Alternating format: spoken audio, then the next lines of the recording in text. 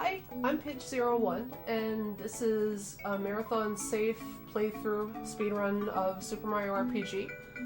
I'm running on the Japanese version, and the timing for this game starts at power on, so generally you will start a new file so your cursor is automatically on the new file select. So I'm going to get started right now.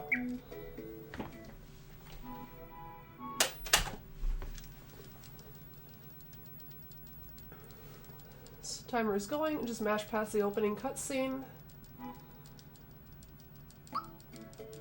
And we start a new game. Cursor's right at the top, otherwise on the last file that you selected.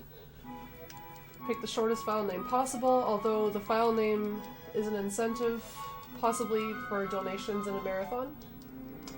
So anyway, basic premise of this game is that it's pretty much, as the title implies, it's a Mario game and it's also an RPG. It's kind of a crossover of an RPG and a platformer, so it's like a little bit of both. To be successful in this game, you really need skills required of both genres, so you have to have good menuing, good platforming, good battle backup strats for when RNG just kind of wants to mess you up. It's a really interesting mix of genres.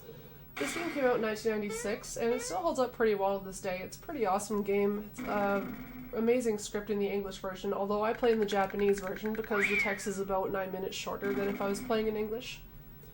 Although the English version has no differences in gameplay whatsoever. So first things first, I'm entering Bowser's Keep to rescue Princess Peach, and this mandatory battle here that I'm about to do, you can actually do a little bit of RNG manipulation. These guys can punch you up to 6 times, and want to minimize the number of times they hit you. So if I had done that first punch wrong, I would have got hit 3 times there, but nobody hit me. I just got hit 1 time there. And I'm gonna try to get out of here with just only getting hit 1 time. And okay, so I think I messed up my 3rd hit. I got hit twice. You can get hit a maximum of 6 times there. But what you do is you attack each of the different terrapins, is what they're called, on a certain frame of their standing animation, and that actually manipulates the RNG to determine how many times they hit you. So generally in a speedrun you want to get as little as possible. 2 is good. 1 is optimal, but 2 is fine. Most people will usually get 2 if they're not perfect at it. So I found Princess Peach. She's captured by Bowser. Surprise, surprise. I'm gonna attempt to rescue her, but just like in the original Mario games, you can't do much to Bowser himself, and you want to instead attack what's supporting him over the grand depths that he's about to fall to once I break his support chain. So I'm going to use a couple of jump attacks on that. So as you may have noticed, this is a turn-based RPG. Its battle system is fairly straightforward. As you might have seen in the first battle versus the 4 terrapins, I did 1 punch and 3 jump attacks. And this game has 2 kinds of attacks that are unique to each character. The A button, well, you do your physical attacks with, the Y button you do your special attacks with, so in Mario's case the jump attack I just did on the chain is a special attack. And special attacks cost flower points, which is this game's equivalent to magic points in other games. And the X button is what we use for items, but we haven't seen that yet because this is a pretty simple part of the game. So we just knocked Bowser down in a very physics-defying cutscene, and I'm not really sure Mario's holding on to keep himself afloat there, but we'll just go with it. So we're not really sure what's happening here, because out of nowhere, after we rescue Peach, a giant sword comes falling through the sky, and it lands itself squarely in the middle of Bowser's castle. That's very unfortunate. He's going to have to pay a hefty bit of insurance to get that taken care of, I assume. And it's a little ominous because we've never seen this sword before. He's never appeared in any Mario game before this, so like what exactly is going on? This is kind of different. And it crashed through a pretty looking star, and now all these stars are falling from the sky. It seems like something pretty bad happened. But Mario's got no idea what's going on. The crash has sent him flying out into the atmosphere. And we don't see what's become of Bowser and Princess Peach. For all we know, they're still at the castle. In fact, we're assuming that they are still at the castle because that's the last place we saw them. And Mario gets some of the best RNG known to man and falls right back inside his own house through the chimney, where Toad just happens to be hanging out. Toad comes up and he goes, "Mario, what's going on? Where's Peach? She's supposed to be with you." And by the way, Mario, you can use the door next time you want to come into your house. You don't have to go through the chimney. So I'm gonna go up and talk to Toad. And Toad asks me what's with the silent treatment, and he says that because it's a pun on Mario being literally a silent protagonist in this game. He has no speaking lines except when you're answering somebody's question with the menu, and as you'll see later, he has some interesting ways of explaining things to people. And he's very, very expressive. Like, look at him start to freak out down there as he sees this giant sword that was definitely not there before. So, we can't go inside because the sword is about to just destroy the bridge that we're standing on as we're trying to talk to him. That's kind of bad news. So, now we're kind of screwed for seeing if Peach is still inside the castle. So, Mario's like, huh, well, that sucks. I'm gonna go back home. So, we gotta tell Toad what just happened. And we're gonna talk to him, and he's like, oh, you're back so soon, did you forget something? So Mario's gonna play some charades to explain what happened over Bowser's Keep, and Toad understands him perfectly. He's like, oh dear, there's no bridge, we gotta go tell the Chancellor of Mushroom Kingdom right away. So we're gonna do just that, I'm gonna follow Toad. But he hits me by accident and knocks off one of my HP. I'm gonna skip some tutorials here. That one was about to teach me how to use items. And this next one is going to teach me how to do timed hits, which is the action command system in this game's turn-based RPG battle mode. Where if you do an additional input in the middle of your attack animation or a block animation, it increases your defense or increases your attack output as you are doing or taking the damage. I'll kind of demonstrate how that works in the next boss fight. But firstly, we're going to do some platforming Mushroom Way. Pretty simple here. I'm just going to jump over these Goombas. Just get out of the first room as quickly as possible. This next part here, there's this little pink rotating flower. You can actually jump up on the side of it and avoid the Goomba encounter and jump up on the left to get that flower. And those flowers that you find in the overworld increase the flower points, as I was explaining earlier, which is the magic point system in this game. And so, you start off the game with 10 flower points, I'm up to 11 now after I got that one. So, versus these Hammer Bros, Mario's jump attack is very strong. You may have noticed that I did a little more damage there than I did at Bowser's Keep, and the attack took a little longer to finish. That's because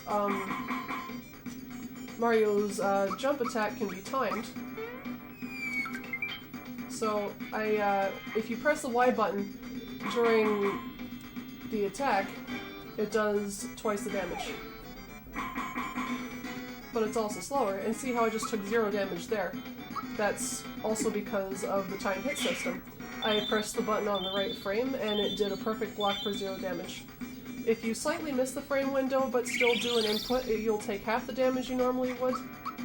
See, I'm going to untime this one and just do 15 damage, very, very low, because I didn't do any additional input. And because the Hammer Bro only had 14 HP left, and I was guaranteed to kill him with that jump. One thing that's pretty cool is that I knew I was guaranteed to kill him because special attacks have no RNG in the damage calculation. Almost all damage in this game is statically calculated, except when you have a weapon equipped. The only real RNG is in determining in determining attacks that have miss rates like Bowser's Terrorize, or enemies that have evasion rates like Croco and Valentina, or damage output when you have a weapon. Or enemy attack selection. So I'm just buying some healing items and some equips. Different equips in this game will have different effects. They'll increase or decrease your stats by a certain amount, but some of them have some extra hidden effects. I just bought the jump shoes.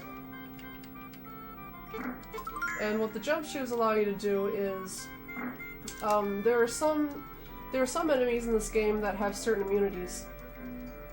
One of the elements for special attacks in this game is jump.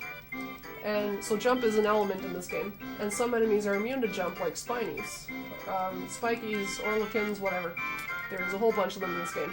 They cannot be jumped on, but if you have the jump shoes equipped, that item's special effect is that it ignores the jump resistance, and you output as much damage as you would if they had not had the resistance. So we use that for a while. It also powers up Mario's attack, I believe, his special attack. So it gives us a little bit more damage output for our next couple of battles, because Mario relies very heavily on his jump attack in the first couple of fights. So right now Mario is bringing his A+ charades game to the dinner table by explaining to the Chancellor and the Toads what's going on, why I don't have Peach with me, and why I have no idea where she is right now. So Bowser's Keep is unassailable. I'm gonna have to go and figure something out for myself. I must go figure out what's going on with Bowser's Keep. I'm gonna kind of go and explore the world and see if I can find any clues. But, you know, as soon as I leave to start doing that, I get a little sidetracked. See, I'm stopped here, the camera pans down, so that's why I walked straight down, was to pan the camera in the least amount of time. There's a little kid, a little fluffy kid, chasing a purple crocodile around. This purple crocodile guy, Croco's his name, he's kind of a jerk. The kid's name is Mallow. Mallow believes he's a frog because he was raised in Tadpole Pond. He's running in town buying a cricket pie for his grandfather being his guardian, who is a frog named Frogfucius.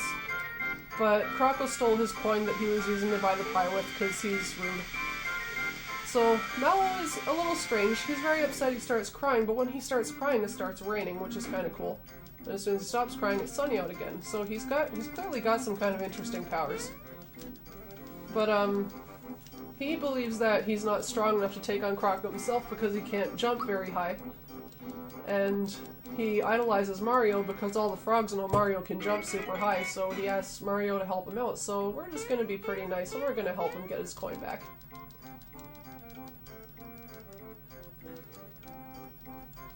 So Mario's also pretty good at costumes. He's explaining to little Toad here who they're looking for. Mal asks him, why didn't you stop him? And Toad goes, because I left my bazooka at home. Sheesh, give me a break here.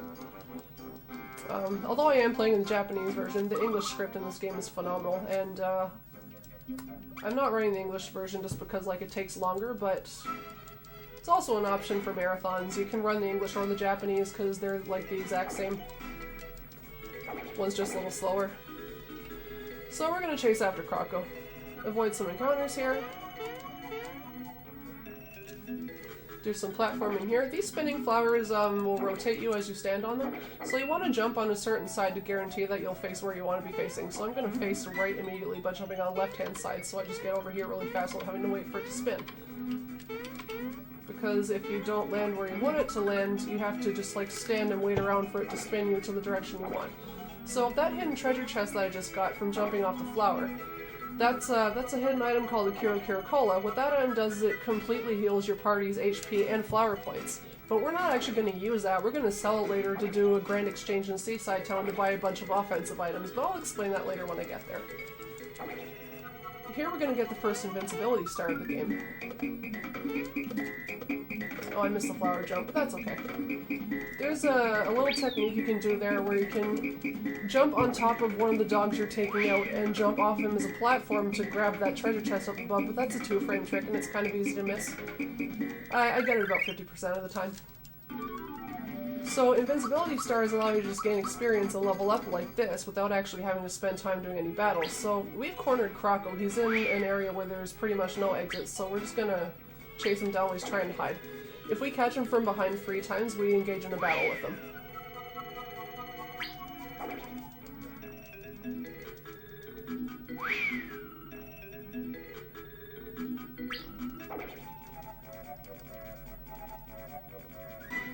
So we got him 3 times, and now we're gonna fight him. In this battle, mostly what you do is have Mario jump, and occasionally have Mallow heal flower points. Mallow otherwise defends, because he doesn't do a lot of damage in this fight.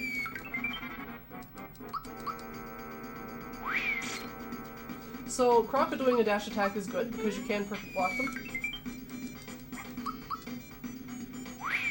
Ooh, good RNG so far. So although Mal is using the honey syrup on himself to recover flower points, your whole party shares their flower points. So Mallow healing allows Mario to continue using jump. So I've actually had very good RNG this fight so far. Croco can be kind of a jerk, because he reaches into his bag and pulls out a bomb sometimes. Here he always uses a mushroom to heal himself, which also skips his next turn. But he can sometimes pull out a bomb, which is unblockable. And does a lot of damage. So this fight is pretty straightforward. just have Mario jump, have Mallow defend and heal when you're out of flower points, and here comes a bomb, and revive somebody if they die with the pick-me-ups. And that's that for that battle.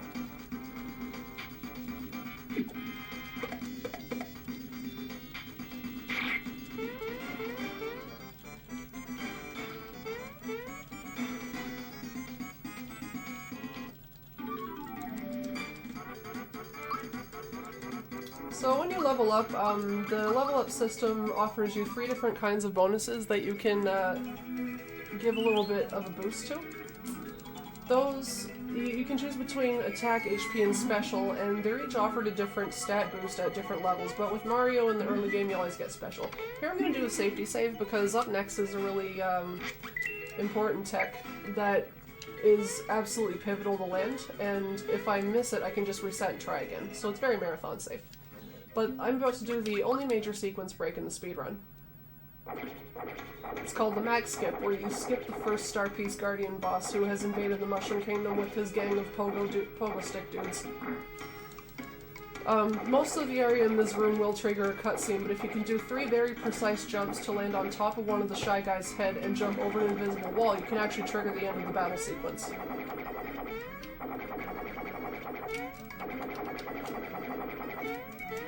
Okay, I messed that up a little bit.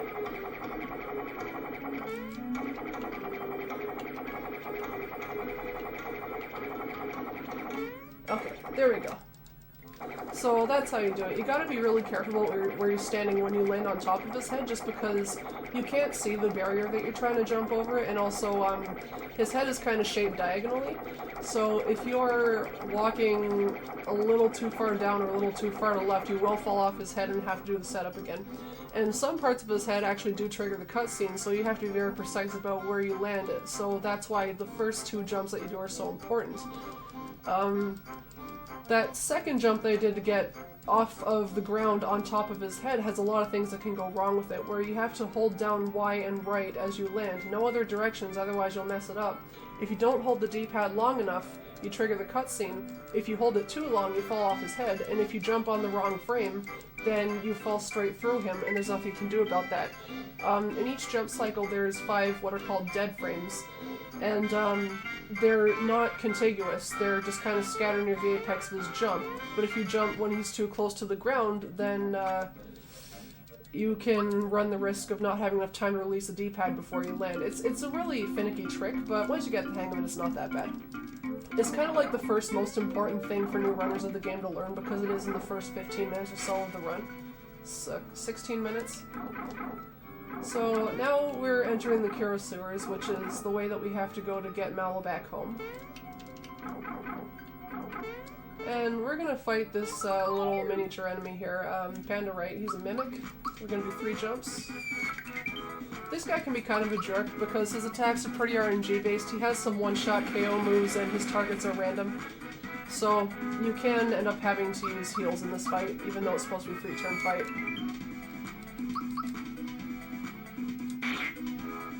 Okay, so I perfect blocked his attack. If I hadn't done that, Mario would be dead and I'd have to revive him with Mallow. So 3 hits will take him out, which is awesome.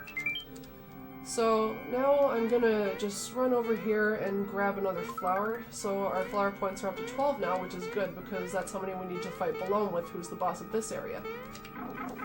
Now I'm gonna get another invincibility star.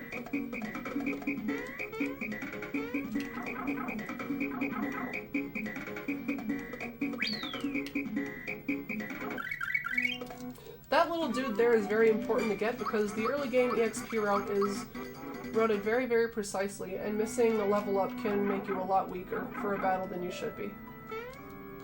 This area kind of sucks because these guys can spawn right on you, and it's very annoying, but luckily they didn't do that to me there. So I'm going to grab this healing mushroom, and now my HP and flower points are totally healed, and oh, this is Balone. He's the boss of this area. So this battle strat that we do is Mario just jumping and Mallow alternating between Thunderbolts and Honey Syrup. And Honey Syrup is the item, again, that heals your flower points. So Thunderbolt is Mallow's initial special move.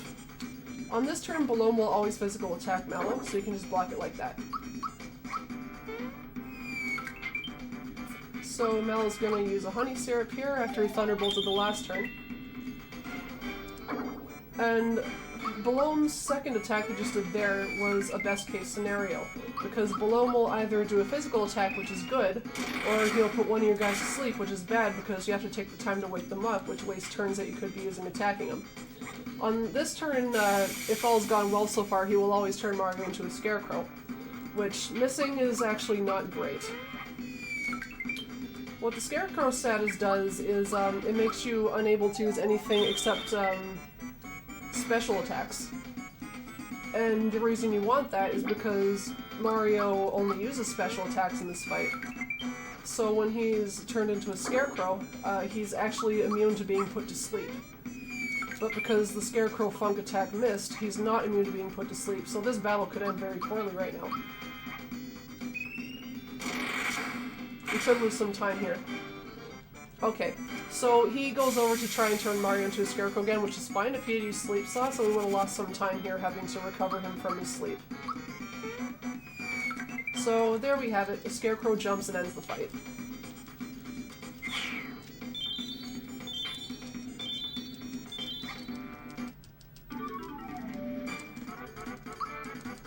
And we get some level ups here. Mallow's actually going to get a regular attack this time because the next two fights we use him in, he's using mostly physical attacks, so we want his output for his physicals to be as strong as possible. He doesn't use Thunderbolt anymore in the speedrun. Just for that one battle. So, in that battle, all the jumps and all the Thunderbolts that I did were perfectly timed, so they did the maximum damage output possible. Now, you may recall that I said attack damage is statically calculated for everything except physicals with weapons, which is true, but you also may have noticed that Mario's jump damage is increasing. It's not the same every time in the same battle. And the reason that is because Mario's jump attack is kind of a special case in that every time you use the attack in your save file, its overall damage in future battles goes up by a little bit. So every second time you use the jump, the damage output increases. It's a pretty interesting formula. Caeruleus, wait, no, not Caeruleus, he designed the other thing. A lot of the older SMRPG runners had a damage calculator in an Excel sheet that had all the formulas written out there. It was pretty awesome. I recently took all the formulas and put them into a JavaScript calculator. And all the formulas are written out there, and that can be found in the smrpgspeedruns.com wiki. If you ever want to know how the damage in this game is calculated. It's actually kind of interesting and very, very difficult to program for someone who was a novice at the time.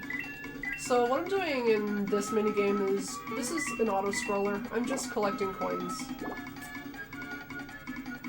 I need to get exactly 60 coins because if I get exactly 60 coins, I can exchange them at the end of this minigame for what's called a frog coin. And frog coins are the green coins that we've seen here and there throughout the speed route so far.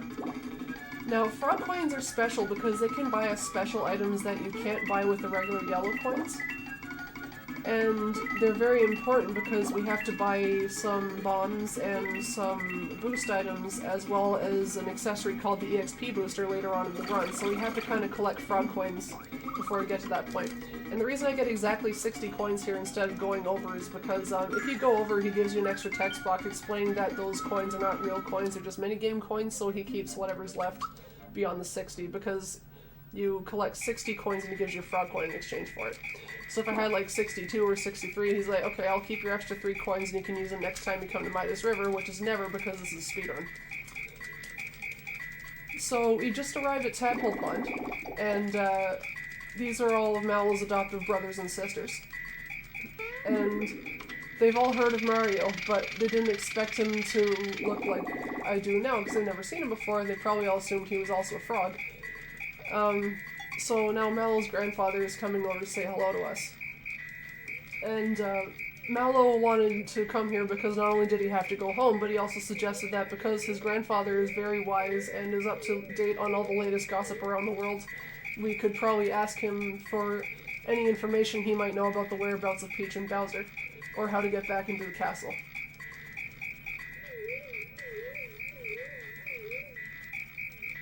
So he's about to explain to us that Bowser's castle That was the last time we saw Bowser and Peach, but neither one of them are there anymore because when that giant sword crashed to the sky, not only did it send Mario flying into his house, it sent Bowser and Peach in different directions.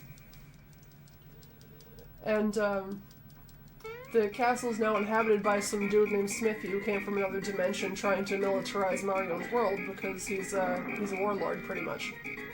Trying to expand his kingdom, I guess.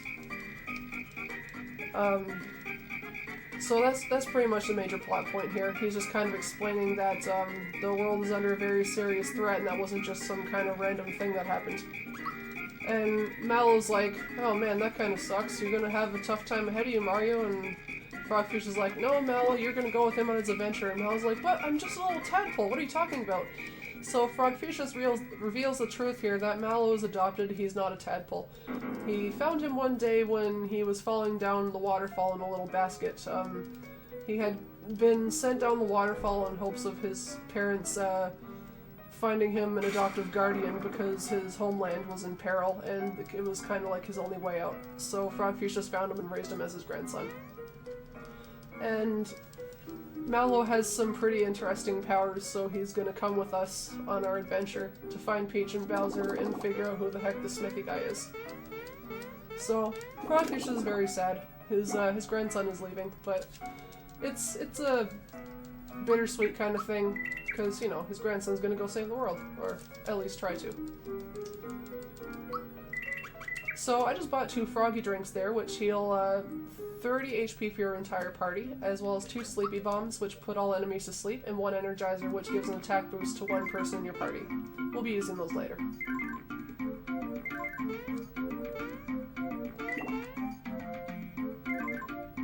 Here we're just doing some minor platforming stuff, nothing too special. Just avoiding those encounters. Oops. Now these blue platforms move again when they turn yellow as soon as you land on them, so that's why I jump a little bit early to anticipate my landing being at the same time they stop moving. And here we've encountered Bowser, so we see where he landed and he's still got some of his troops with him. They are trying to find a way back into his castle as well, because, you know, Bowser getting kicked out is pretty bad for his reputation. So, he and his buddies here are having a team morale meeting kind of thing, and they're regrouping to take his castle back, so Bowser's gonna march him out of here, move on.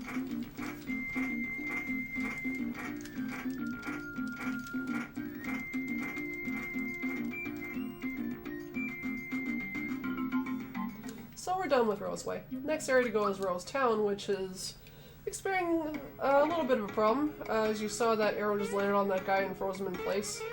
That's happening to a lot of people around here. Where could that be coming from? Probably the forest, because something weird's been happening there.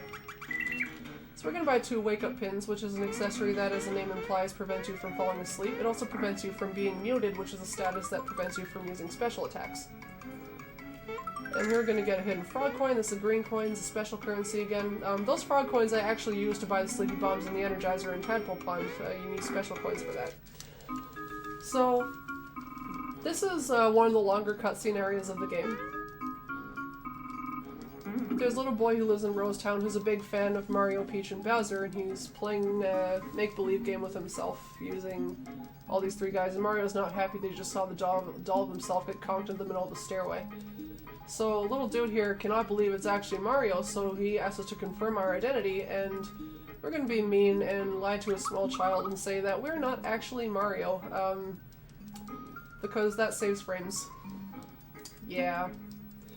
So he says, oh, you're just a fake, it's okay, you'll have to do.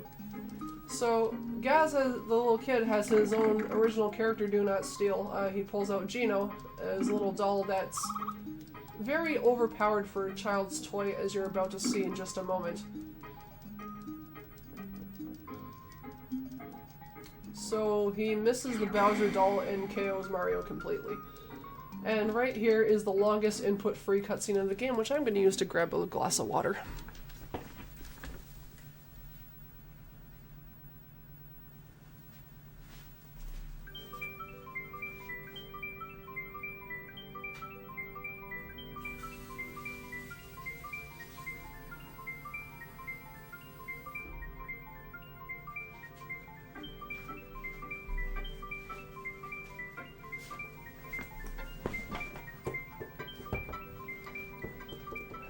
I do have a sore throat right now, so recording this video is excruciatingly difficult for me at the moment, but I gotta get it done in time for RPG limit break. So the spirit is inhabiting the Geno doll and bringing him to life.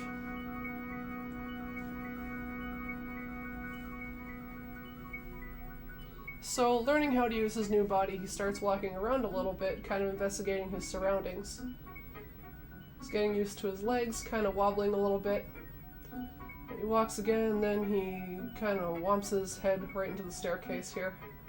Ow, that's gotta hurt. And then he decides, okay, I whacked my head on the staircase, I think I'm good to go. Let's go to the forest. He is going to go and try to stop the mystery arrow shooter himself. Because the mystery arrow shooter probably has one of the star pieces that we saw at the start of the game. I'm actually going to save here, because the next technique I'm going to do is very easy to screw up. So, a little more known about the star pieces. I haven't really explained what those are. When we skipped the first star piece Guardian boss, there was a big blue star behind the throne in the Mushroom Kingdom, which normally would have to fight him for. There are 7 of those in the game. They comprise pieces of what is called the Star Road, which was broken by the giant sword when he fell through the sky.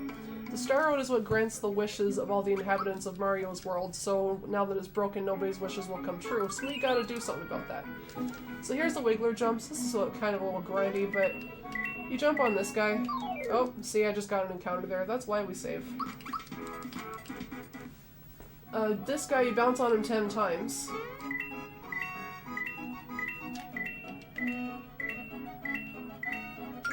To get a frog coin, and we have to do that 7 times. And the reason we do that is so we have 22 frog coins by the time we get to Seaside Town, which is exactly enough to buy the EXP booster, which is the accessory we need to perfectly perform the EXP route of this speedrun. The EXP booster is kind of special in the way that it is the only way in the game to manipulate the EXP you get out of a battle. How many am I at now? Okay, I got 8. I gotta get 3 more. So, the EXP booster is very important because in the battle system here, it doesn't matter who was in your party, it doesn't matter if they were alive or dead, all 5, which is the maximum characters you get in this game, all 5 of your characters get the EXP from that battle, and they all get the same amount, and regardless of circumstance. But the person wearing the EXP booster gets 1.5 times the stated number. Pretty sure that's 11 frog coins. So I'm gonna keep going. Let's do some platforming down here. This part of the game has everyone's favorite song. It's pretty nice. Just gotta wait for that bee to move, he's kind of a jerk. Getting into encounters with bees is bad because they do have some unblockable moves that can just like outright end your run if you get into an encounter with one, and we don't want that.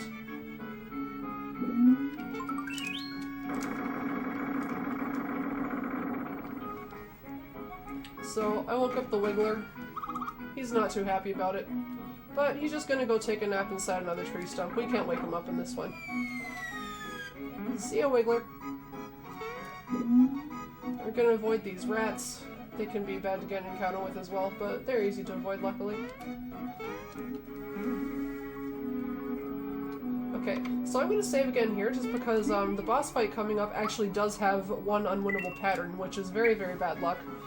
I've only seen it happen maybe once or twice, but you never know when it'll happen in Marathon, so we're gonna do the safe strats. And we just have to follow Geno around here. Sometimes I stop up there because those bees kind of move up and down and you can collide with them, but then once they detect you, they always stay at the same elevation and they don't collide with you unless, like, unless they get too close. So you can just, like, kind of run under them. So that was, like, pretty decent enemy generation pattern in the forest maze. They are randomly generated, so you kind of gotta be careful when you're going through the maze area and following Geno around because you can get an encounter if you're not careful. So this green thing here is the star piece I was talking about earlier. That is a piece of the Shattered Star Road, and that's exactly what Geno here is looking for. He's a guardian who descended from the Star Road to inhabit the form of this doll, so he could come down to Earth and do his job to repair the Star Road. And Bowyer is a minion of Smithy, who has taken over Bowser's castle. And Smithy is also after the star pieces because if he has control of the Star Road, then he can execute his will through all the people of the Mushroom Kingdom. Since none of their wishes can come true, but his wish of a militarized Mario's world can come true. So we have to get all the star pieces before he does, otherwise the world will never be the same again. And we have this kind of drawn-out cutscene here, cliche RPG cutscene before a battle happening. Mallow's talking about overcoming his fears, fighting the dude, but then he trips, and Mario's kind of a mean guy and he just like leaves him behind, dodging the arrows. Meanwhile, Geno is having a little spat with Bowyer here, and he just kind of runs up and decks him in the face. The cutscene text you can actually advance by mashing buttons by mashing the face buttons as well as the D-pad.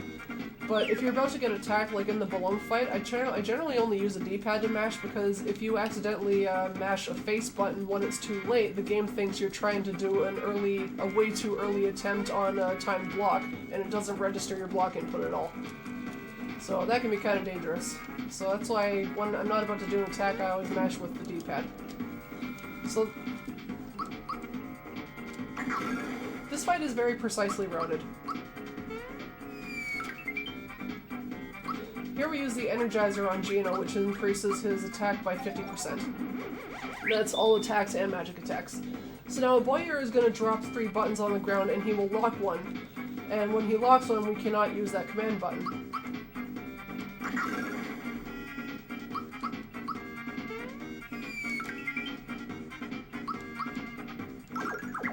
I know that 2 damage might look funny, but it actually is necessary.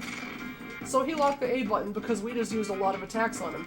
The button that he locks is actually not randomly chosen, it is based on the actions you've taken in the last 2 turns, so now we have to rely on specials. As you probably guessed, Geno is a powerhouse in this battle. So Mario is going to heal us with a froggy drink.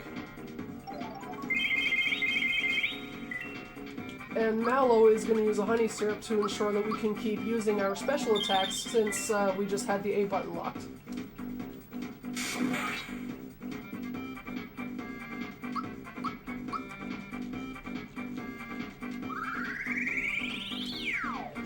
So it's pretty much just Geno attacking at this point. Mallow and Mario will defend. Well, Mallow here will actually heal Geno since he took damage. It's very important to keep Geno alive in this fight. If Mallow and Mario die, that's actually a best case scenario since it skips their turns completely, since from this point on all they do is defend. Geno's just going to keep using Geno Beam, which as you can see, it's doing a static 90 damage every turn. No RNG to worry about there. That's not strong enough to kill Mallow because he is defending, which cuts his damage taken by half. So if Mario survives this turn, which I believe he will, it's actually faster to use both him and Geno just because Geno Beam takes such a long time to execute. So here we're going to do a physical attack. And Mario's going to do a jump attack, which is quicker than Geno Beam, I believe, and does 100 damage instead of 90.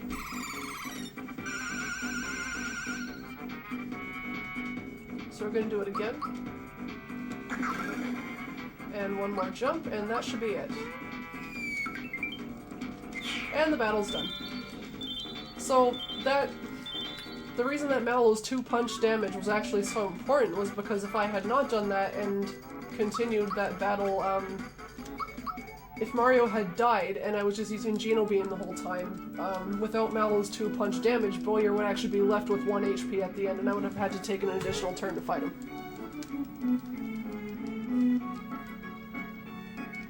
So now Geno is explaining to Mario and Mallow what the star pieces are and where he's come from and why.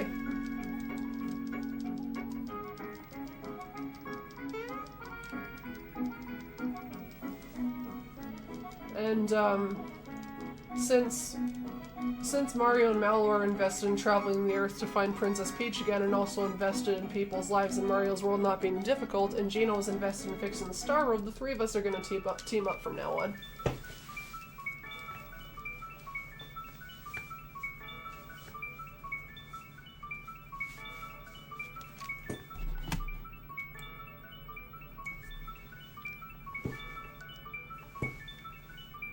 Oh, I forgot to split. That's okay.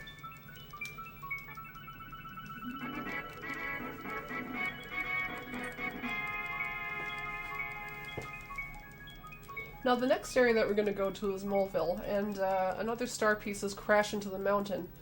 And inside the mountain, these two little kids were kind of just exploring the caves, and they got stuck in there because the crash from the star piece falling ended up screwing a whole bunch of stuff up inside the cave.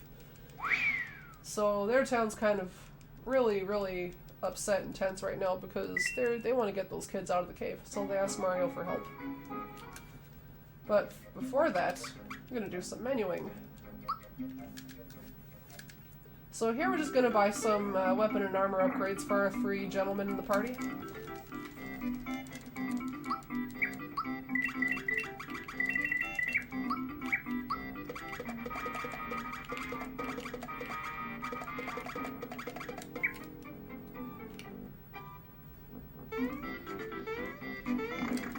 Oh, and look who it is. We found Bowser again. But we don't really want to confront him yet.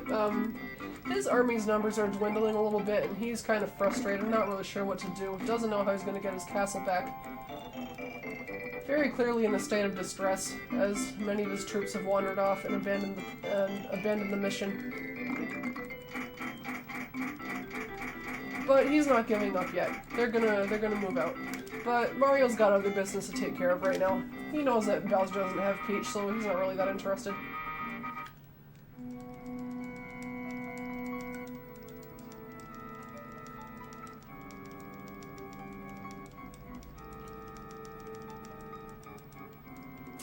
So now these guys are just explaining that they can't get up there because they can't jump very high, but oh, this guy Mario can jump pretty high, maybe he can help us. So because we're such nice guys, we're gonna do it.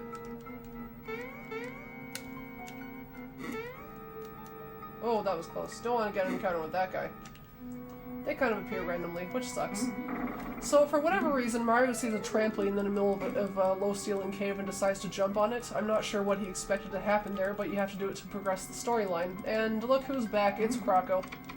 He's stolen all of our coins because he's a mean dude. So we gotta chase him down and get our coins back because otherwise we are screwed for Seaside Menu.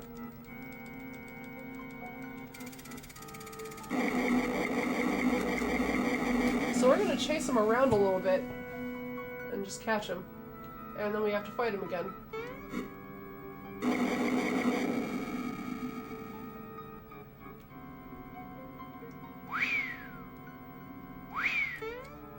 There we go. So in this is a pretty straightforward fight. It's mostly just attacking and jumping.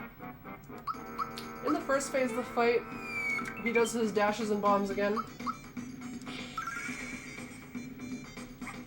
So here's a bomb, which is unfortunate. If he kills Mario or Mallow, you have to revive them in the first 2 turns.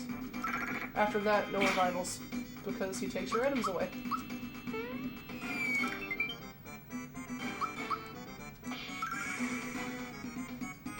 Here comes another bomb. So he kills Mallow with the bomb, so we have to waste a turn to revive him. So Mario revives Mallow with the pick-me-up. That brings him back to life at full health.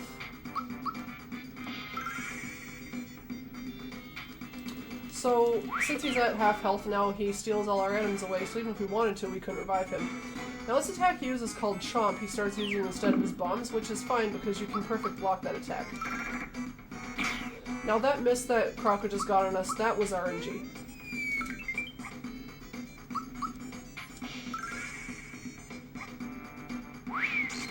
That's his dash attack that we can perfect block. The block system in this game is a little annoying. All physical attacks you can block. Some skills like this one, the Chomp, you can perfect block. If he doesn't miss them at least. But some skills and all spells cannot be blocked at all.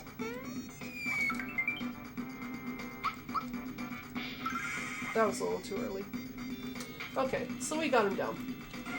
Now Croco has a 25% chance of dropping a flower box here, which you can sell, and we did not get it. That's unfortunate. If he drops a flower box, you can sell that in Seaside Town for extra ice bombs, which is awesome because ice bombs are very useful later in the game.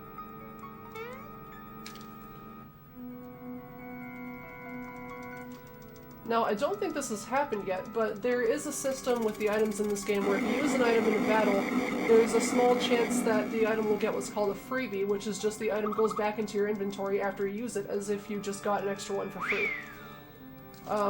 That is very important later in the game, not so much right now. So here's another invincibility start. This one's pretty important. Oh, and Sparky didn't screw us over today. The appearance of that fireball is random. You want to get 7 enemies there to keep your XP perfectly on track, because otherwise Mario won't be level 5. And you want him to be level 5 for Punchinello and Booster's Tower. So we're gonna get this 150 coin chest because we need that for Seaside Town. Seaside Town is kind of like the most complicated menu in the game, and we'll see why later. We need that flower there for Booster's Tower, which comes in a little bit. This guy Punchinello is a puppet master. He wants to be made famous, but he's also kind of obsessed with bombs. I don't really know what his deal is. He's kind of weird. But we just use physical attacks on him in this fight, and hope that he doesn't sandstorm us, and try to perfect block everything we can.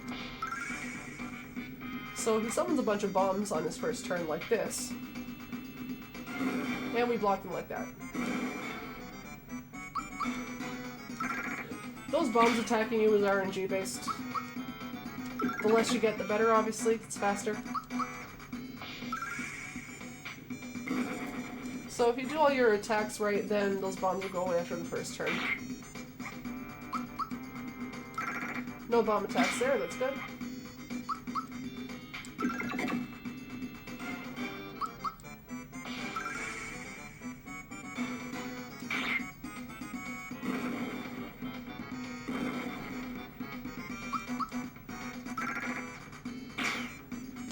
So we're just going to keep attacking them.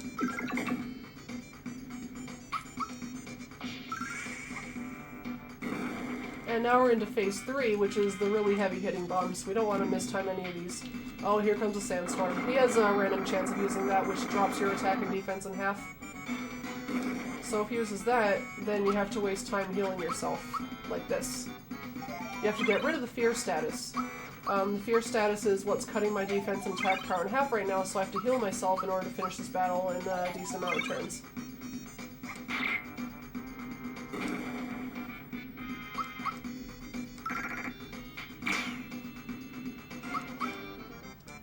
So this should be the second last turn of the fight.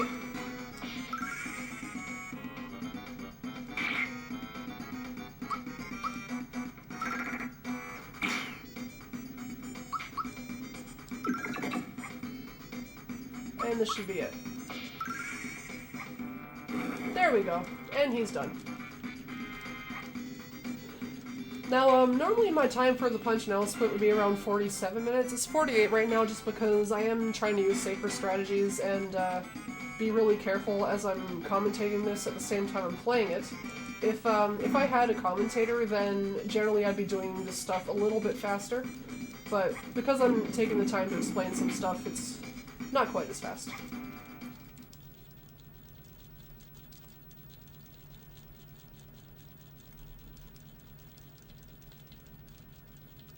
A good time is a 46 Punchinello, but you have to have super fast menus and very good RNG to get a 46 Punchinello. My best Punchinello time is like a 47:01 or something.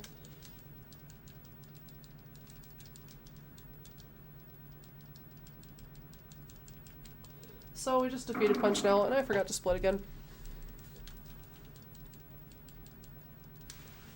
So we found the 3rd star piece that crashed into the Moleville mines, which is awesome. We got 3 of the 7 star pieces now.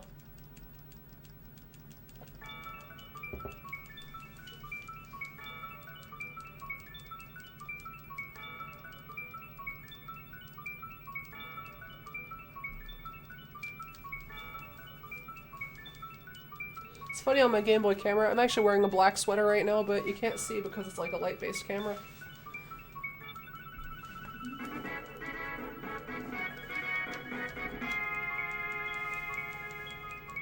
I don't know why I'm mashing the button in this cutscene.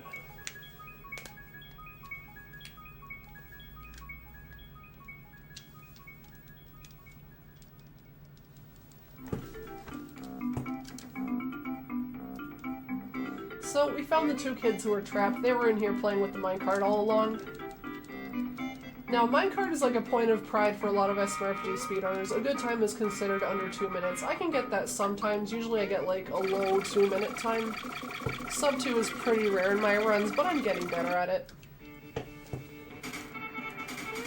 In the minecart, you have to honk a lot, and you have to get the mushrooms.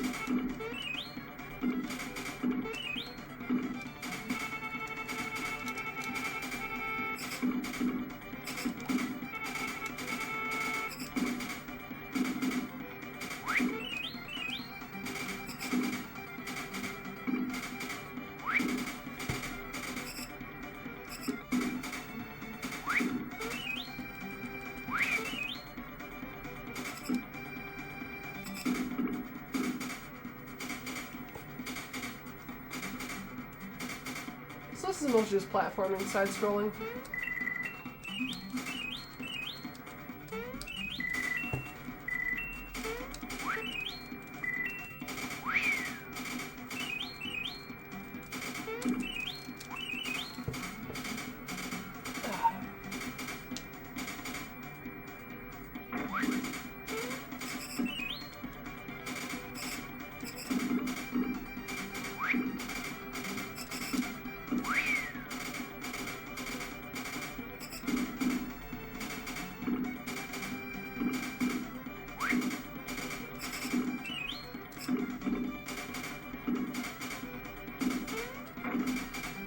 Glorious Mode 7 graphics.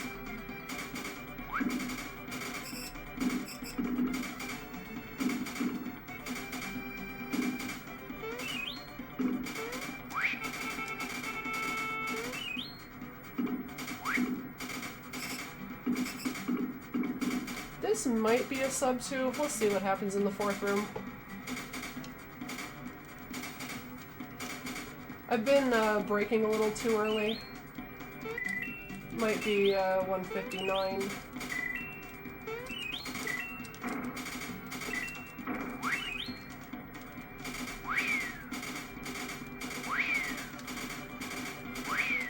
Oh, it's 158. Awesome. So there we have a sub 2 minecart. That's something that runners with sub buttons and will get a lot of cheers for.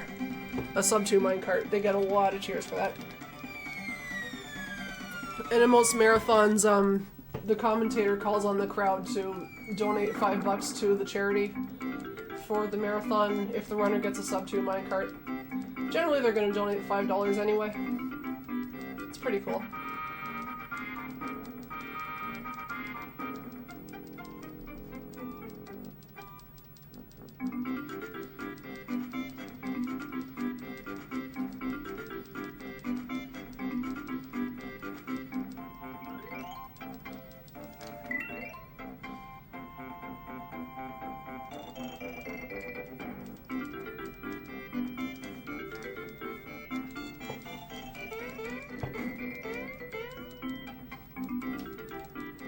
So here, we've met three strange-looking shy guys, the Sniffets, who are capturing a beetle that just landed on my head, and they're the cronies of Booster, who in my opinion is the best character in the game. He is absolutely hilarious in the English version. He just kind of doesn't understand how anything works, or doesn't really know how to make sense of much of anything that happens in his life, and owns a giant tower that he just messes around in all day. It's pretty funny. We got a frog coin in the bush, and here we're gonna get the rock candy. The rock candy that we got in that hidden treasure chest I'm gonna use later in the Axum Rangers fight, which is much, much later in the game. So a lot of the early game stuff that we're doing, items that we're getting, is very much used to route the end of the game. It's a pretty complex item route. It's pretty interesting.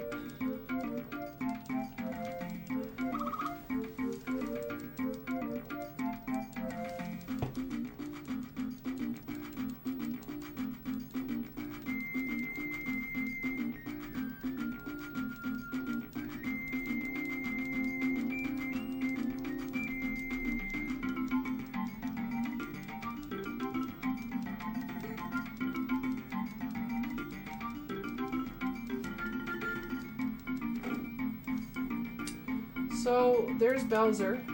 Just left us. He's a little embarrassed about having lost his army. But he knows we're trying to get into the castle, into the tower, because Peach is trapped here. So he shows off that he can bust down the door, and since he's got no army left, he's trying to make it like we are joining his army instead of him joining our party.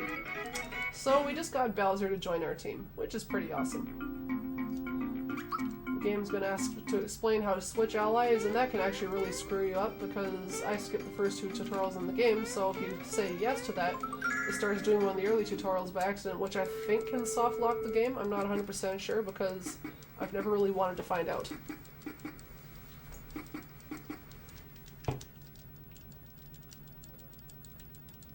So there's Booster. He rides a train around inside his tower that's mounted to the walls. It's a pretty cool guy. Booster's tower has some pretty cool platforming in it.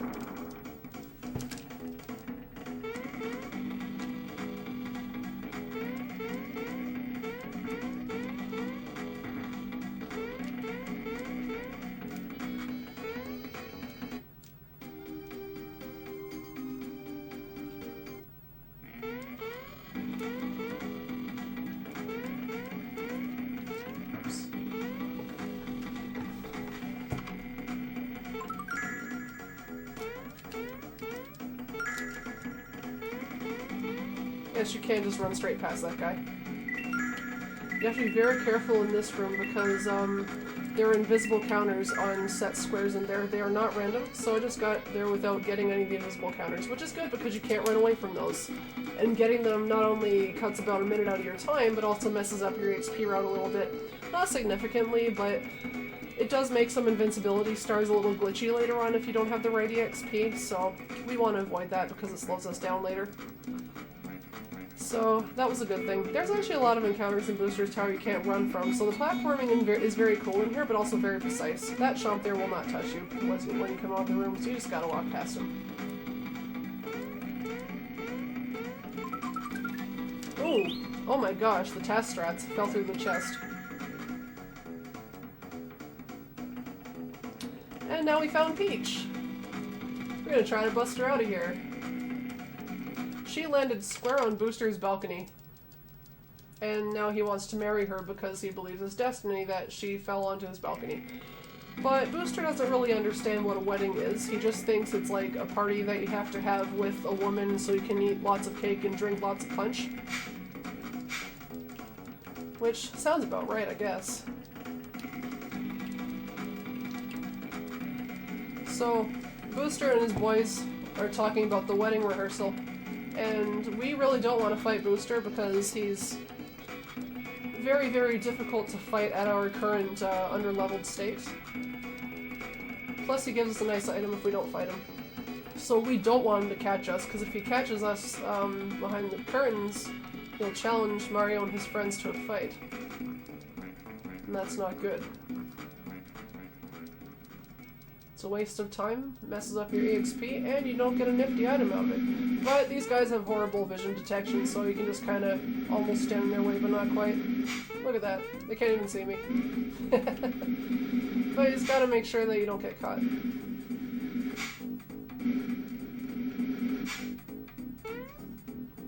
So they're looking for a little doll of Mario, because Booster wants to practice the part of the rehearsal where Mario inevitably shows up to ruin the fun.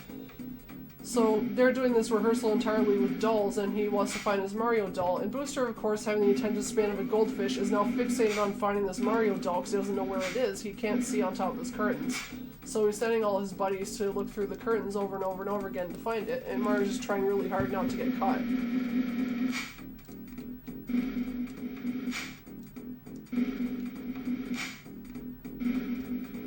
On this next one, they try to fake you out.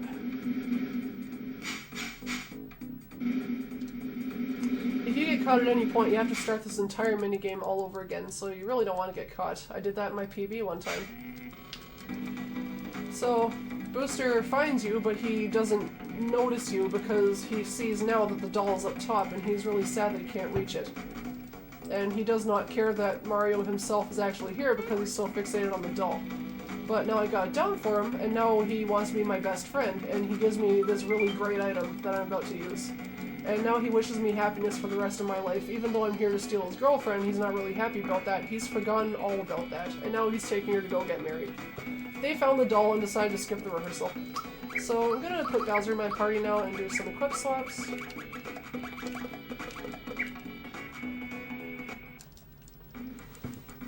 This fight can be kind of silly, just because there's a lot of bad RNG that can happen. Bowser uses Terrorize to induce the fear status on them, which drops their attack and defense.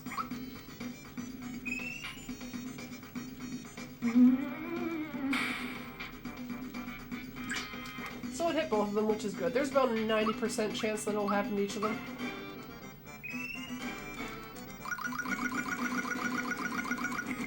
Knife Guy is weak to fire. Ooh, perfect 320. He's weak to fire, so Mario uses Fire Orb on him, and you hope that he doesn't get Echo Findered or whatever that sleep attack is. Because then you have to waste a turn here to use a pick-me-up. Able Juice, because Mario's got to take out Knife Guy in 2 turns so that he doesn't team up with Great Guy, because if he teams up with Great Guy, they start using super strong attacks like Meteor Blast, and you don't want that. So we kill Knife Guy in 2 turns, and then we just start wailing on Great Guy.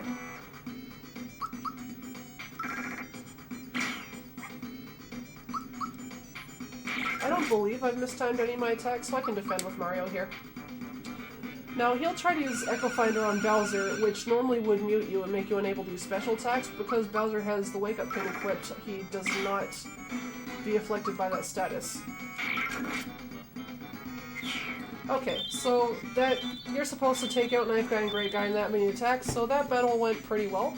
I didn't get any Mario deaths, I didn't get Mario muted or slept, and I didn't miss Terrorize, so that's good. And now we're going to go to probably the worst minigame in the entire game, Booster Hill. It's only pretty bad because the spawning of the barrels you have to bounce off of here is random, and the guys behind you, their hitboxes are questionable.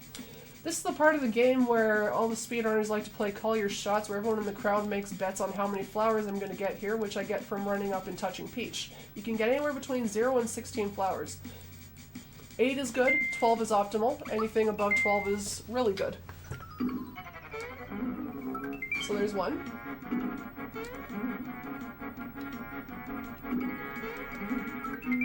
So you move ahead just by bouncing off the barrels. And I missed that one. Got distracted by the cloud.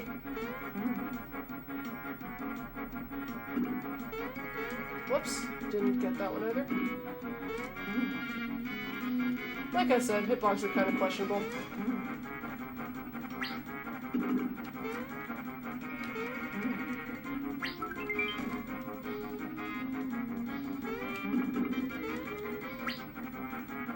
Oh, just missed.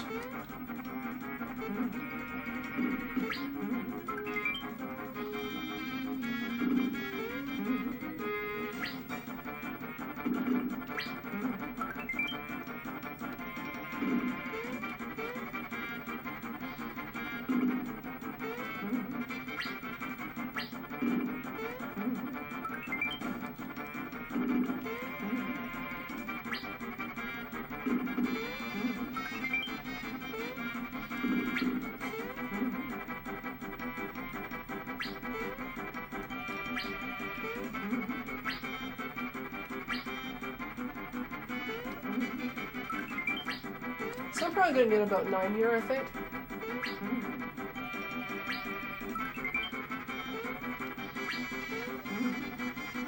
I usually don't count.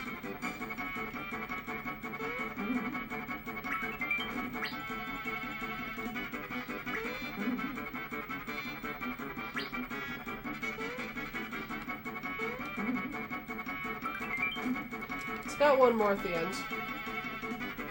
How many was that? I'm guessing 10. Oh, it was 11. I probably should have guessed 11. That's the number I get the most often.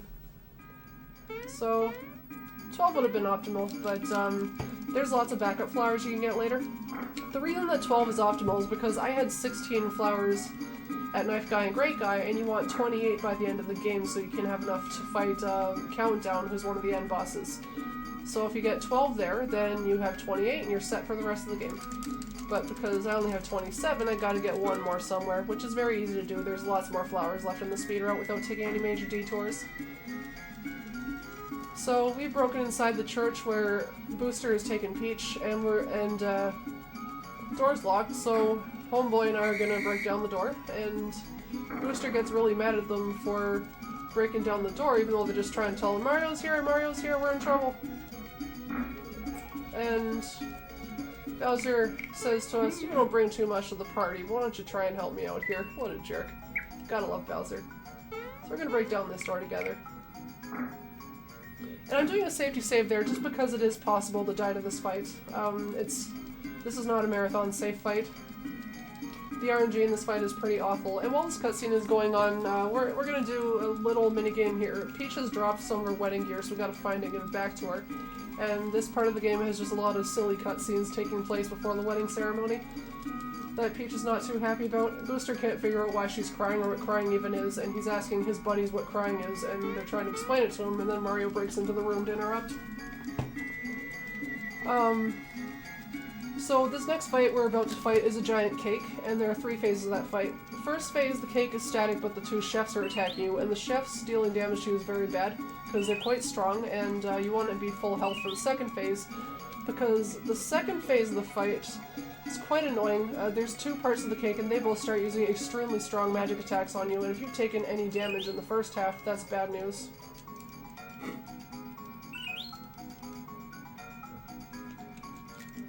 I don't know which one of these guys I've talked to. Okay, that one I've talked to. There we go. That was a bad chase. They went in really bad positions.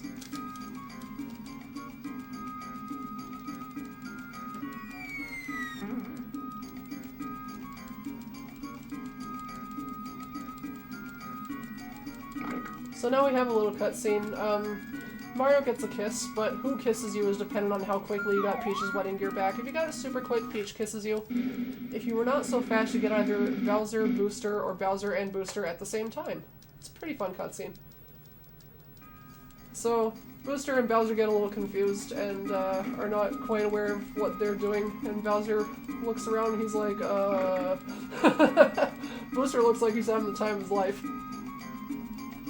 So here comes the wedding cake. So now that we've taken Peach away, Booster doesn't seem to really care all that much. He just wants his cake. So now the cake is here, but we gotta tame it a little bit first. The chefs are not happy that everyone's leaving before they can even eat the cake.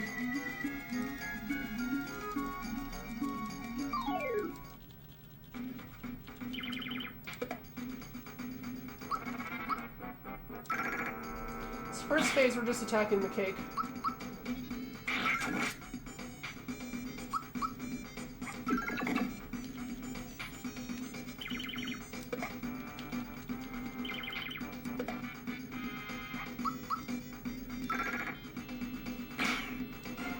After you do a certain amount of damage to it, a cutscene starts. And you want to do your attacks perfectly here to start Phase 2 on Bowser's turn, because Phase 2 is based on the number of attacks you do and not the damage you do. I'll explain that when we get there. But first, Mario has to do a little preparation, because he's very, very weak in this fight.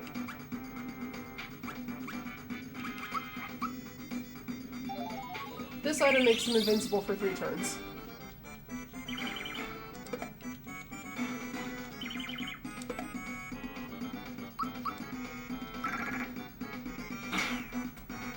Okay, so we're gonna start Phase 2 on Bowser's turn. And the 5 candles on top of his head are about to light up. We can take out as many as 3 per turn by doing 1 attack with each of our guys, and he'll regenerate 1 at the end of each turn after doing 2 attacks. And we want to attack the top half of the cake when all 5 candles are blown out, in order to advance to Phase 3 and get the hellish magic attack phase over. So I'm gonna try to do that right now. You can use untimed attacks here because they're faster, and whether timed or untimed, it'll blow out a candle.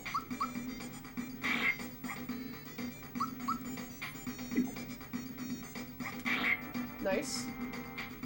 Okay, so that's really good RNG. The cake tried to do a physical and an ineffective sleep spell on us. So I'm taking no damage so far, which is very, very good, because Gino dies really early in this phase of the fight if your RNG is really bad with the cake's attack selection.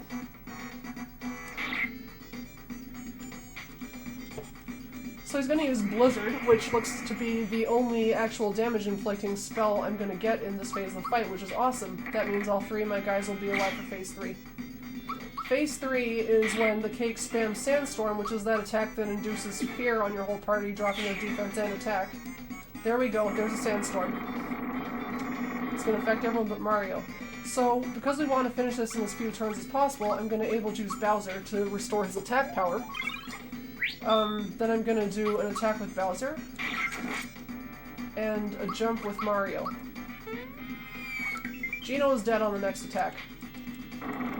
So that's why I did not heal him. Oh, the double miss? That is incredible RNG. That was very, very lucky, because Mario's red essence wore off there, and he was no longer immune to status effects.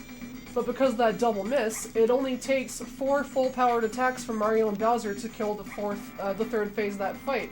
So that double miss there was actually very important to not have to suffer through another turn of the cake fight. So this was actually a very, very good RNG fight.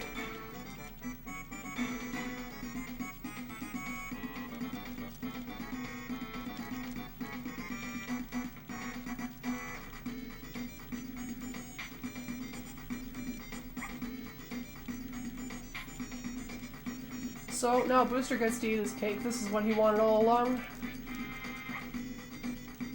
But he's a little nervous because this thing is huge, and they expect him to eat it in one bite, and he also just saw it move. So now Booster eats the cake, and he's a happy camper. He starts crying because it's so delicious. So now Booster declares the wedding is officially over. It's time to go home, so he leaves without Peach, who he just tried to marry because he got his cake, so logically that means the wedding's over and they're done here. Because that's just kind of the way Booster's mind works.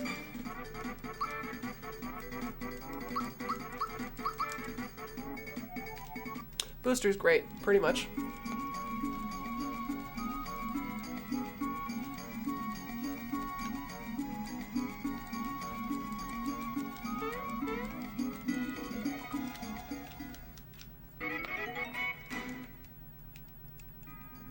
So now the wedding chapel is freed, and the 2 people that were originally going to get married that were kicked out of the church by Booster being a rude guy are able to have their wedding.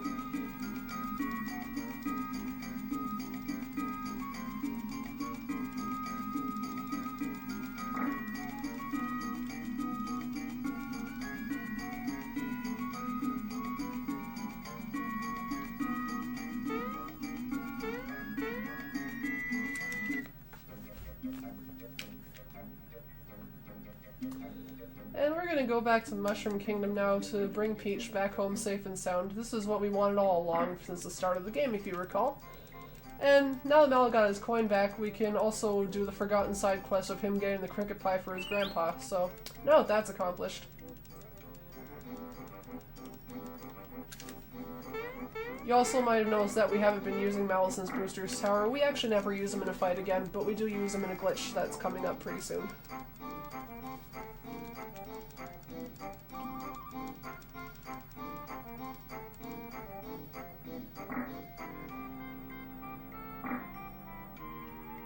So, this is one of the longest cutscenes in the game that we just kind of have to mash through. This is where Peach returns home safe and sound, but she's also about to explain to her friends why she's traveling with Bowser, the guy who's been terrorizing the Mushroom Kingdom for decades. Or I guess in 1996 it was only 1 decade, but you know what I mean.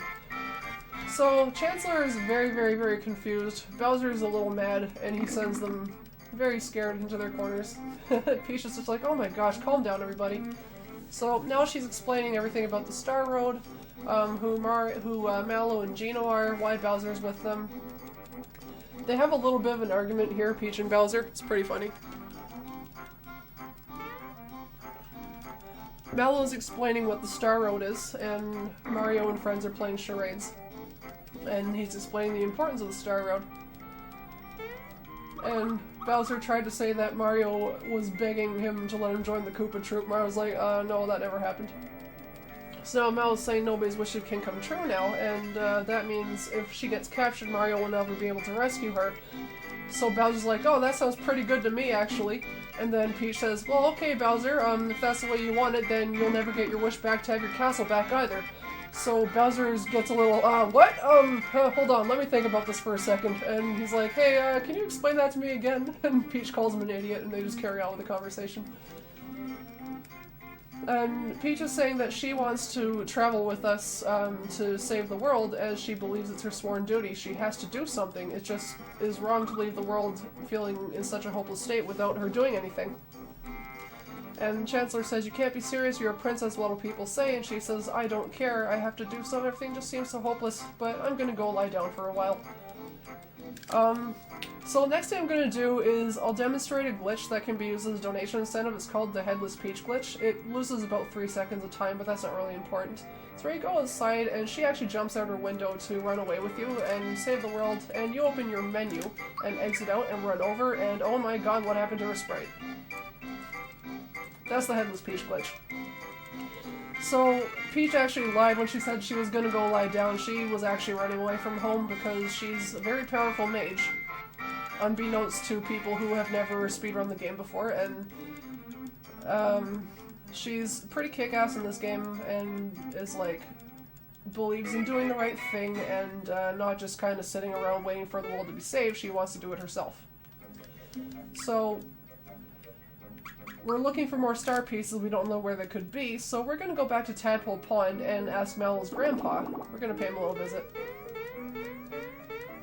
First things first, we do the cutscene where we give him back the cricket pie, and now he's happy as day. So he gives us an equip for Mallow that we don't use. We actually sell it in Seaside Town for a little bit of money. And the next thing we do is talk to him, and he tells us about Star Hill, where the next star piece is. And if you forget to talk to him the second time, then you have to come all the way back here when you realize you forgot to unlock Star Hill, and that kind of sucks. Next stop is Booster Pass. We pressed a giant green switch inside of Booster's tower, which opened up this caveway here that wasn't here before. And it just opens up this little secret area. Don't get into an encounter with that guy, you can't run away from him. Get these 3 treasure boxes. Okay, so now I'm at my 28 flowers, so I am set for the rest of the game. I don't have to get any more. I also got another Kira Cola, which we're going to sell again, and another frog coin. So now it's time for Star Hill. This is where we get the 4th star piece. Star Hill is where shooting stars fall from when wishes have been granted, but because the Star Road is in disarray, the Star Hill is confused, and shooting stars are falling for wishes that haven't been granted yet, so people's wishes are kind of getting lost forever that'll never be granted. That's kind of like how the whole mechanics of wish granting works in this game, and why it'll never come true without the Star Road. The Star Road and Star Hill kind of like exist as a system in that way. It's interesting. So, to advance through Star Hill, we just avoid these enemies and talk to the Starflowers. Once we talk to all the Starflowers in an area, the gate opens up and we advance to the next area. There is an optimal order to do these in, which I'm demonstrating right now. I actually, I made an app for Android that is a practice for this. You just see a map of Star Hill and touch the flowers in the order and it tells you if you did them right or not. I use that to learn this area of the game, because I always forgot the order. It's easier for me if I can see the entire map for me to learn what I'm doing. So that's Star Piece. We don't have to fight anybody for this. It's a deceptively easy Star Piece to retrieve. In a casual playthrough for the first time, you might see this and be like, are you serious? That's so easy. Why is it just there for free? And then once you get to the 5th star piece, you find out why, because the 5th star piece and the 6th star piece are stupidly difficult to retrieve. So this one is just kind of like, hey, you thought this was gonna be easy, didn't you?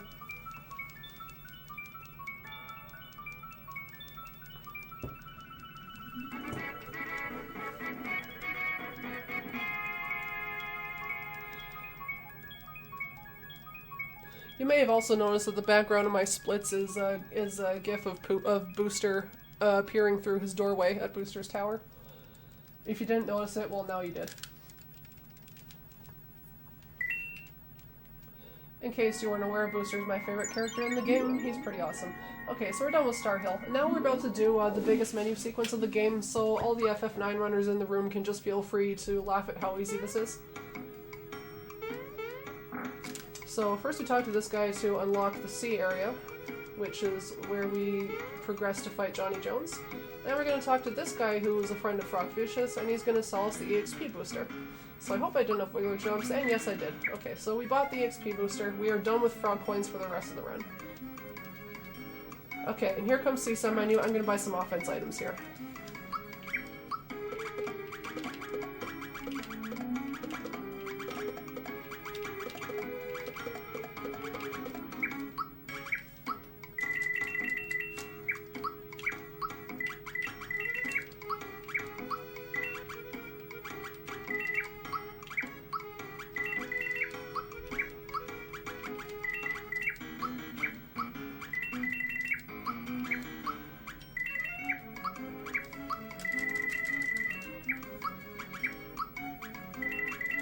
There we go. That gets a little more complicated if you get the flower box drop from Croco, which I did not, and also the red essence freebie in the cake fight, which I also did not. So here I'm going to make a safety save because I do tend to mess this up quite a bit. First I'm just going to make sure my equips are okay. Yep, looks good. Gonna save here.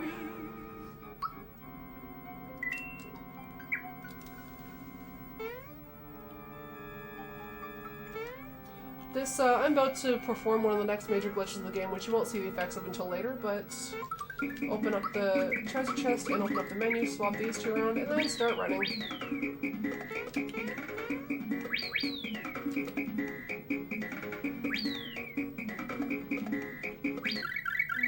So the reason that I saved there was because I tend to mess up that movement there a lot, but I did it right this time. So here you'll notice something once I point it out. Bowser reaches level 9, Geno reaches level 8, that's all well and good. But Peach reaching level 7, she was level 9 when she joined the party. What's up with that? Mallow reaching level 10, pretty sure he was just level 6. Interesting. And I think he just learned a new attack, but what's up with his level? That's called the swap glitch, where when you get a super invincibility star like that, and then you level up, if one of the characters you swapped reaches a level during that star where the character you swapped them with was supposed to learn an attack, the first character actually gets that attack instead.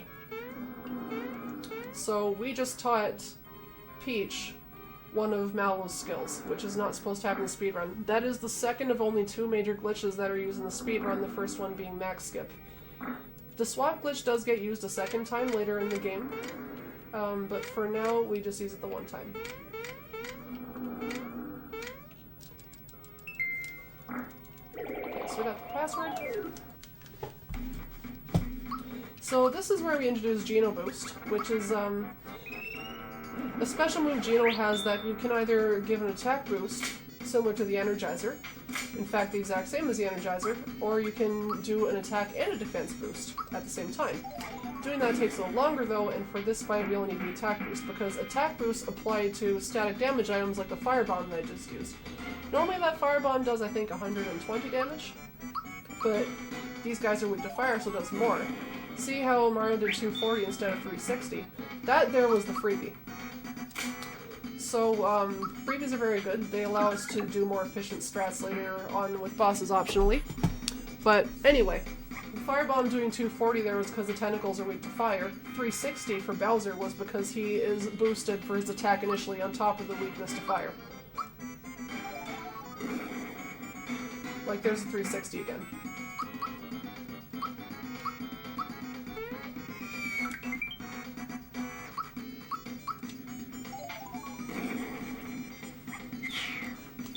So, pretty easy King Calamari fight. So in Seaside Town, I bought 7 fire bombs and 8 ice bombs, which are used as the base amount needed for certain bosses in this game.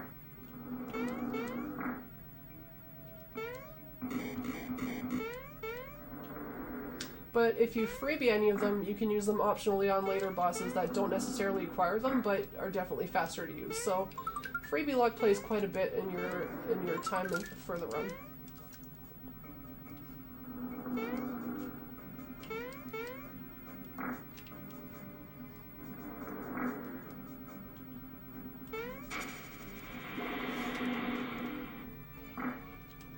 this room can kind of screw you over, because you can get into encounters like that. I messed up my movement ever so slightly, but it's okay, I got away. That fish down there, that dude is from hell, because he just swims around faster than you can move. And you have to hope he doesn't screw you over. Like, see right there, I can't get past him. So this is a little difficult. I'm just gonna jump over him right there. See how he just tried to chase me? If I had not gone through the door, he would have encountered me, and that dude can say really bad things for you if you don't run away from him. So I'm gonna do some equips here, equip swaps. Just to give everyone what they need for the next level ups. The XP booster you use a lot here. Mario's level is important, and Peach's level is important, mostly. Peach's level is important so that she can learn the wrong skills with the 2 glitches. Mario's level is important because he's super weak. So Peach uses another firebomb here.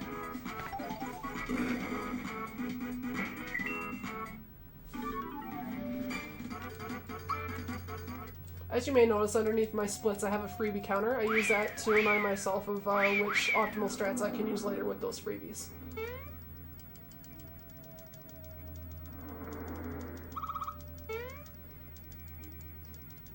So coming up after this next fight is the fabled 100 super jumps, which was a technique everyone tried to do as a kid and could never get.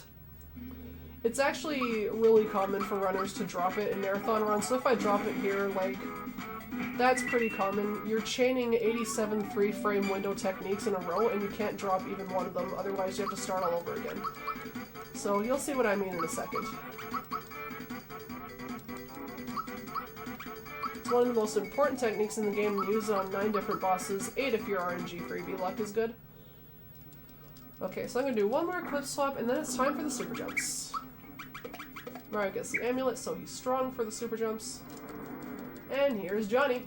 We have to do 100 super jumps on him because that's just over the amount of HP he has, and getting 100 enables us to get a very, very good equip later. So I'm going to boost Mario's attack power. Now Peach is going to use the sleepy bombs that we bought all the way back in Tadpole Pond to put Johnny's buddies asleep so they don't attack us. And now for the moment of truth.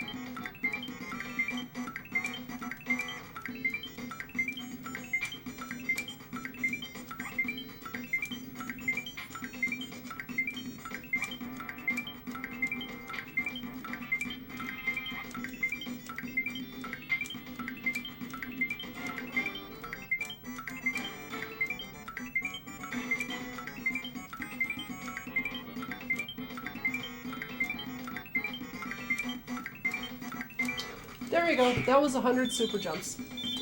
If I had dropped at 96 or above, it still would have killed him because he has 820 damage and we do 866.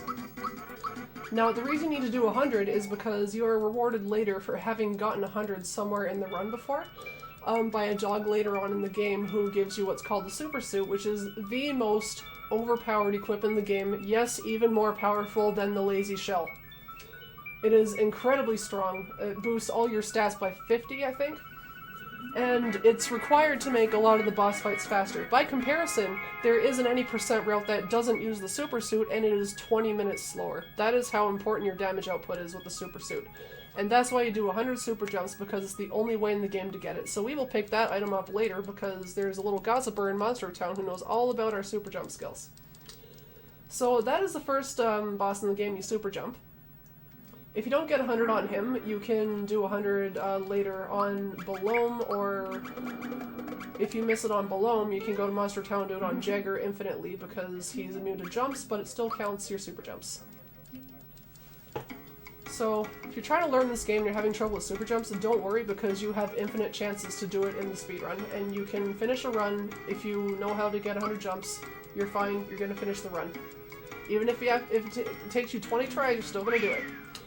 I'm gonna save here because this fight is very, very precise and easy to screw up. Using safe strats here, it's a marathon run. So we're about to fight Yardovich, who just stole our star piece that we just got from Johnny. He's one of Smithy's minions, who was going to torture the real residents of the town if we didn't give him the star piece. But Johnny, who just gave star piece, he's not cool with that, so he's actually come to help us. So we've cornered Yardovich so he can't get away. He's waiting on his run. Johnny's like, you're gonna stay right there. That's my boy Mario.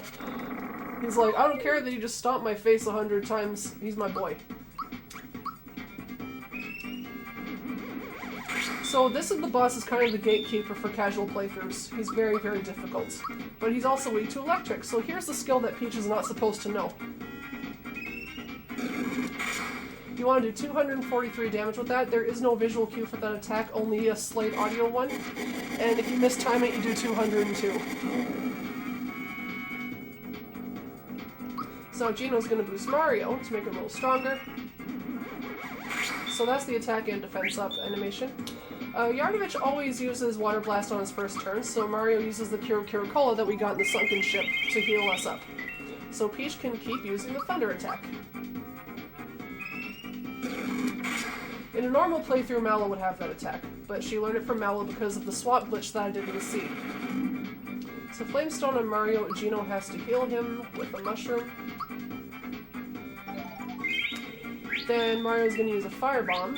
Oh, nice freebie. Firebomb. No freebie, that's fine. That might have been a little late. No, it was right on time. One more attack? Ooh, that's... Actually, I think Gino will be okay. He's not gonna die from that. Okay, so Gino tosses an Ice Bomb. Mario tosses an Ice Bomb. And Peach does one final attack.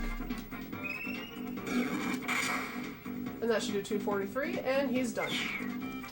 So you actually kill him by doing that before he gets a turn to use a Mirage attack where he duplicates himself and attacks you a whole bunch. I've forgot to split a whole bunch of times.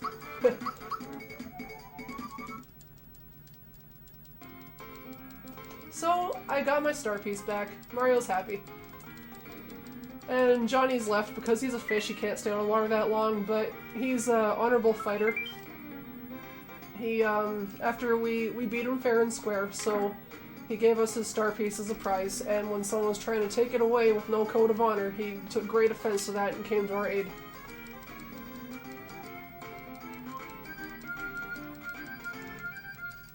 There's a lot of cool characters in this game. So Elder gives us a flower box because we gave the star piece immediately so he was not tortured. Now we're going to talk to him to unlock Land's End, which is the next area of the game.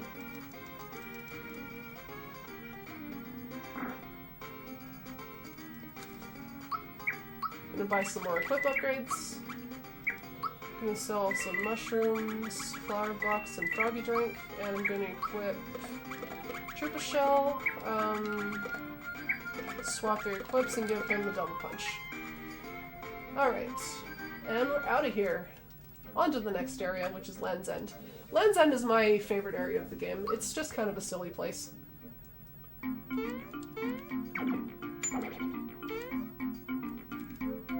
There's a hidden platform here that I'm going to use. If you don't use that, then you jump into the dog pit and get a bunch of encounters. It's kind of annoying.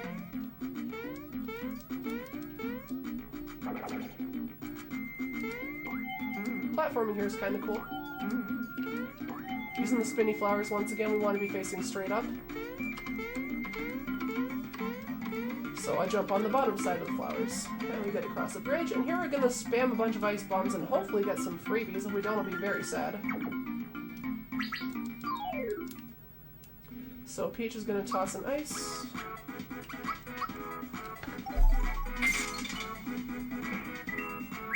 Oh, nice freebie. Alright, we're up to 1 ice bomb. Ideally, I want 2 or 3 ice freebies because, there's a boss later in the game, the Tsar Dragon, which is a floating enemy that you have to super jump on, which is very hard because floating enemies don't have a very useful visual cue, and I kind of rely on visual cues for the super jump. So, but if you get enough ice bomb freebies, you don't have to super jump him at all, you just toss ice bombs at him. Oh, and we got 2. Okay, awesome. That means I can do the good strats on the dragon and not have to super jump him. If I get 1 more ice bomb freebie, I can do good fast strats on Axum Rangers. But we'll see how much luck the game feels like giving me today.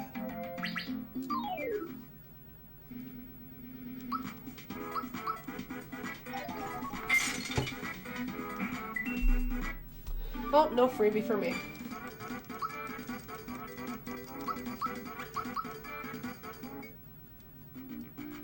And there's 1 more armored ant fight where hopefully I'll get a freebie. We'll see. Oh, I'm getting memed on by this whirlpool.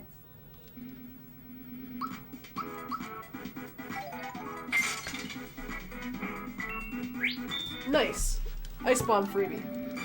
So now I can do good Tsar Dragon strats and good Axum Ranger strats later in the game when I get to Barrel Volcano. I can just use my freebies.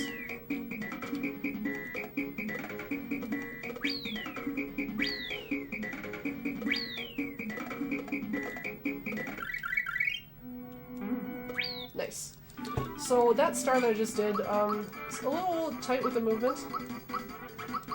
What the run used to do, long before I came around, was a death abuse glitch, where you get that star, but you save right before it, and then after you save, you go around taking out all those enemies, you get the EXP, and then you get into a battle with one and force yourself to die to it, and then you respawn. All the enemies and the star have spawned again, but, like, the world is back to the way it was when you saved, except you've kept all your EXP from before you died. That's called death abuse. And, the speedrun for any percent used to use it. The alternate no super suit route still does use it, but it's very slow and very grindy.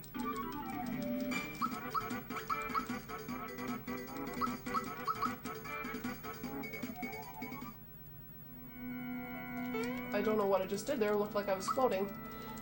I'm gonna pay this guy $100 for this trampoline. It's a little faster than going back out through the whirlpool, so I'm gonna talk to this guy now and pay money to get a fortune. Always go left, middle, right, because no matter what, you'll get a good fortune. You either get a mushroom or an item, you don't get any battles this way. The 6 different combinations you can use there will determine what happens in this room. Sometimes you can get encounters you don't really want. So the next boss we're about to fight is going to look kind of familiar. I think you might have seen him earlier in the speedrun. This part is RNG. That can be 1 of 2 fortunes that determine what the next room is, so I got the good one. That means I'm going to fight the boss. Oh, and look who it is! This is going to be significantly easier. I just have to super jump him. So I'm going to use a Fright Bomb on him and lower his defense. Gonna have Gino attack him. Oh, nice freebie. 188. Okay, so I only have to do 57 super jumps on him, or in my case, 14 1/4 rotations.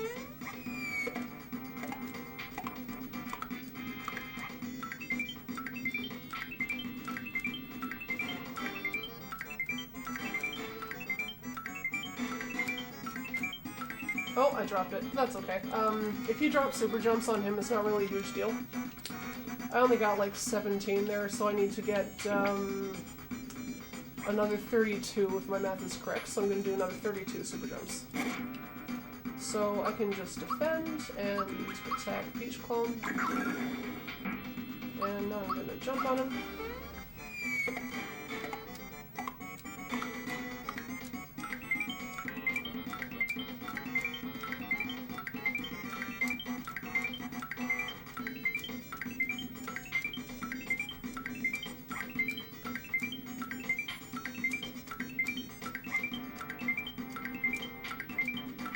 I'm gonna do a couple extra just in case. That should be enough. Yeah, that's enough. So the way that super jumps work is that if you drop them on any bosses where you're not trying to get 100, it's actually fine, because you're just trying to kill them to get the damage output. In Ballone's case, because I only had to do 57 on him, the first jump that you do in super jumps is not actually counted towards your total. So it looks like 101 super jumps, but it's actually only counted as 100. That's because the first jump is calculated differently. The first jump does the damage equivalent of 8 super jumps.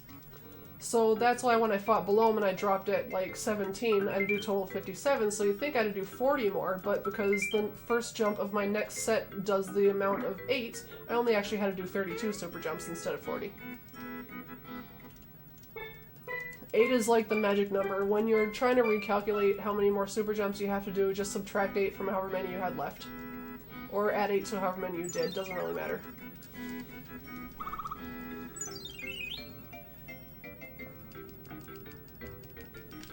One of the most important things in this speedrun when you're learning it is to know your backup strats inside out. If the battle doesn't go exactly as planned, know exactly what you can do to make up for it, because there is a lot of stuff in this game that can really mess you up, especially if you miss a slight input like a super jump.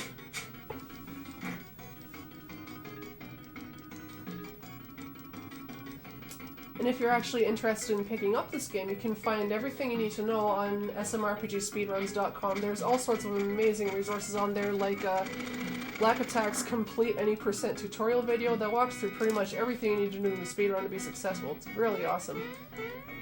And the wiki is like a written walkthrough of the speedrun route, broken up into world areas. It's like... It's also got all sorts of backup strats in it for bad RNG, drop super jumps, pretty much anything a new runner needs to know if they need a quick reference. It's pretty sick. The community has worked really hard on that wiki, and it's pretty great. So, now that we got the super suit from the dog, the lady I was talking to in Monster Town was telling me that there's nowhere left on land I can find star pieces, and there's 2 left, so I'm like, oh crap, where do I go? So there's a kingdom in the sky that I can go to, so she's helping me get up over the cliff, where the vines that go to the Sky Kingdom are, so the Sky Troopers are going to help me get up there.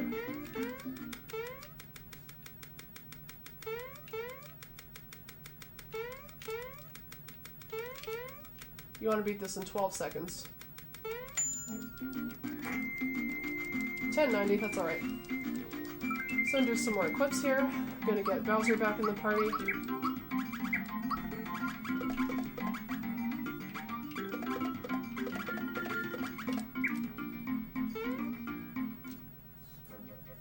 And now I'm going to Bean Valley.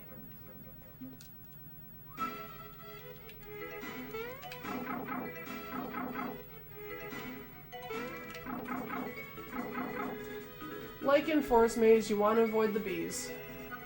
They can be jerks. And here's Mega Smilax. This is a pretty straightforward battle. It's just attacks and ice bombs.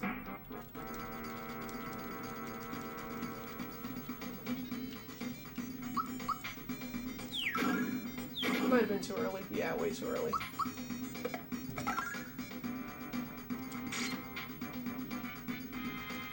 So I'm gonna lose a little bit of time on this battle because I mistimed Bowser's physical attack and these guys have 200 health. But that's fine.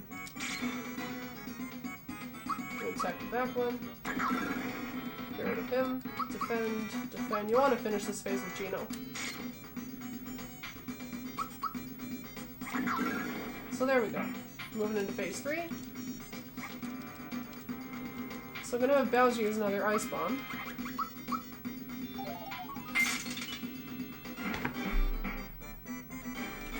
And I'm gonna have Mario use an Ice Bomb, and then Mega Smilax, the giant one in the middle, is gonna use Petal Blast, which Mario will not survive. He'll turn into a mushroom.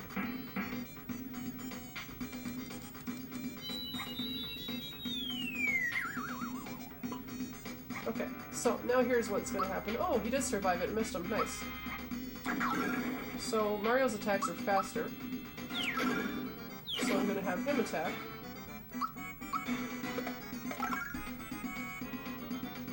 And then have Geno attack instead of Bowser. Because Bowser's attack is pretty slow.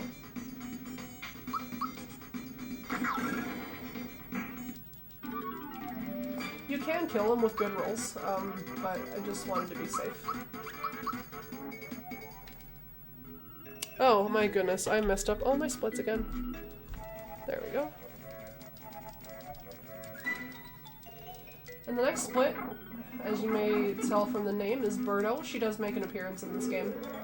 She's more of a cameo than anything, not really majorly related to the plot. It's kind of a fun throwback boss, is what she is.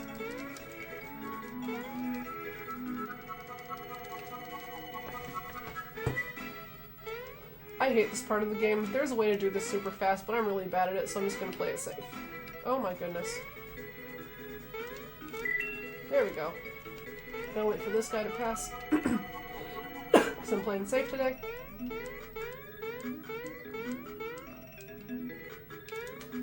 I think by the time the marathon rolls around, I'll be a little bit better at this part. So you just jump between the vines.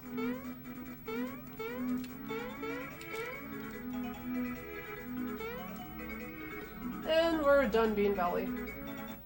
So now we are in the Sky Kingdom, where these people look suspiciously fluffy. Now, the castle is ruled by Valentina. She's very, very sassy, sarcastic person, says a lot of really funny things, but she's also really mean.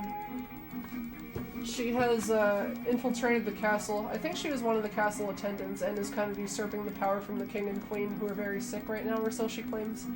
And her assistant, Dodo, is playing along a scheme with her, where he is pretending to be the long-lost Prince Mallow, who was lost at birth, and he's asking her to marry him so that she can be the queen of Nimbus Castle in the absence of the current king and queen. As Dodo, who's pretending to be Prince Mallow, would be the rightful heir to the throne, and she would be queen consort. So basically, she's just power hungry. And in the English version has some of the best one-liners in the game. She says stuff to Dodo like, "If you don't leave me alone, I'm gonna have your feathers plucked from my pillow."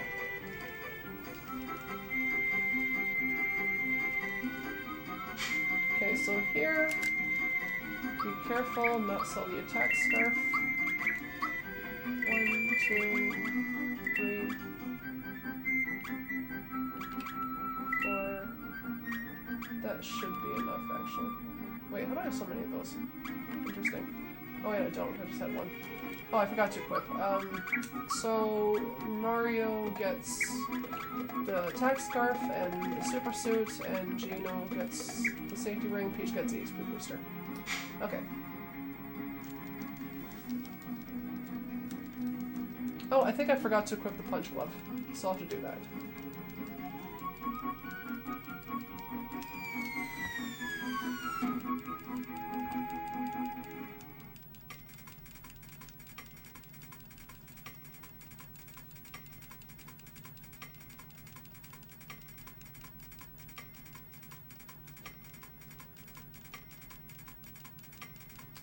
So, that statue there looks like Mal was actually a statue of King Nimbus when he was a child, and Mal doesn't realize he's a prince of this place until the sculptor, who is a close confidant of the king and queen, just tells him that there's, without a doubt, Mallow is the real prince of this land that he's been missing from since he was a baby. So we brought him home, and now he's really angry that his parents' power is being usurped by a con artist, so now Mallow wants to take the castle back for his family, and meet them for the first time as well. So Garrow's got a plan where he's going to paint Mario in gold paint and disguise him as a statue that he's delivering to the castle, so we can infiltrate from the inside.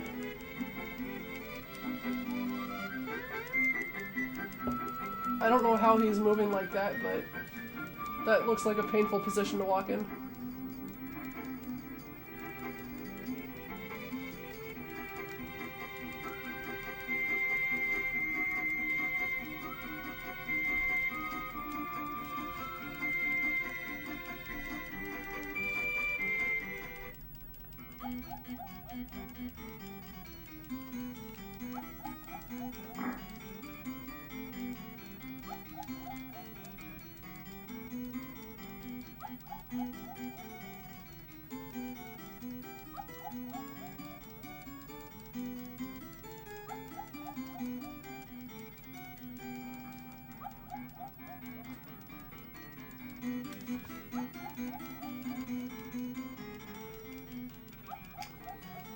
So, Nimbus Land has a lot of cutscenes. A lot of cutscenes. Right now, we've just tricked Valentina into believing that Mario is a statue. That was an art piece that Garo created specifically for her, and she fell for it. So now she's yelling at Dodo to take the statues to their rightful place and polish them. And he really does not like Valentina, so he's just like angrily pecking one of the statues of her.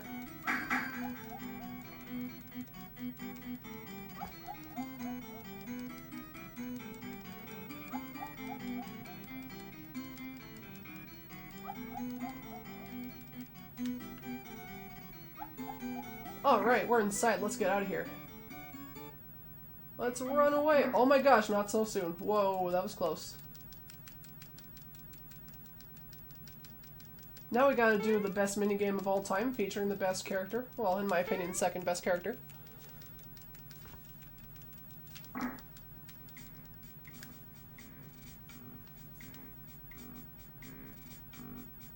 Here comes Dodo! Now, what happens here is Dodo tries to peck the statues, and we don't want to get caught. So, you'll notice his helmet slides over his eyes a little. When that happens, we jump, and he does not realize what just happened because he can't see. Because his helmet was covering his eyes. So, watch, he'll do it again.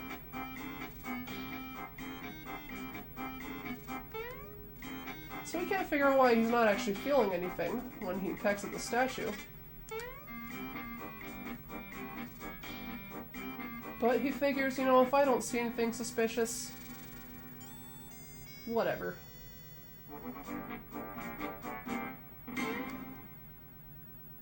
So he just leaves. If you get caught, he runs to tell Valentina, and if you get caught twice, he fights you. You don't want that to happen. My Nimbus Castle's pretty bad, so I'm gonna save here. Alright, so I'm gonna leave here and do a little cutscene. There's a couple guards coming through, and so I pretend to be a statue again. And they're just talking to each other. And they're like, yeah, if I had a statue, I'd polish it like this. And Mario gets really annoyed and he can't take it anymore, and he jumps, and the two guards are like, hold on a second. Do statues move? And then instead of investigating it, they just leave. They're like, let's get out of here. So here you want to just avoid the shamans running around, the little blue guys. Avoid the Forkies. Talk to this guy, get the castle key. This will allow us to fight Birdo.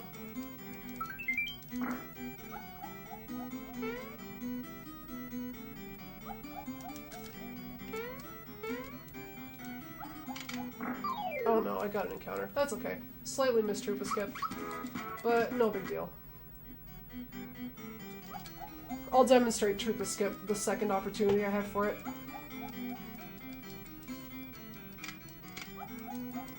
Now, Shy Away is watering an egg for some reason. I don't know why he's doing that, but he doesn't really want to deal with me, so he's gonna fly away.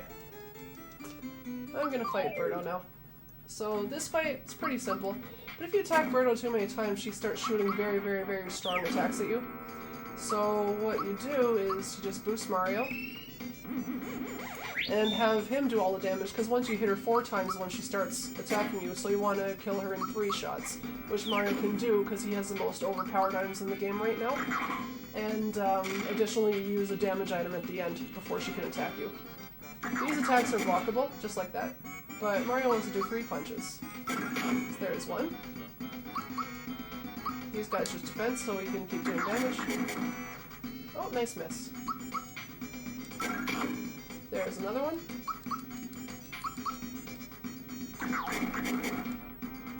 I mistimed that one, but that's okay. So that's all the damage Mario's gonna do, and Bowser is gonna toss the Bad Mushroom, which is an item I bought in Seaside Town. And that does just enough damage to take Birdo past her 777 health after Mario's 3 punches, so she did not fire any of the Egbert shots at us, which are extremely powerful and can kill any of your party members in 1 hit, I believe. Oh look, I remember to split. Okay, I got the key. Now this fan skip here is a pixel-perfect trick that I'm not really that great at, but I'm gonna try it anyway. Oh, I got it. Awesome.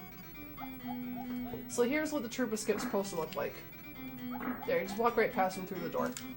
It's kind of tight, but that room has a perfect setup for it that I just did. It's very simple. You just hold right and run. Now, at this point in the game, in the next room, there's an invincibility star and 8 birds flying around. If you messed up your EXP route at any point, you generally get all 8 birds. If your XP route was good, then you get 6. And I'm only going to get 6 because I did all the invincibility stars perfectly.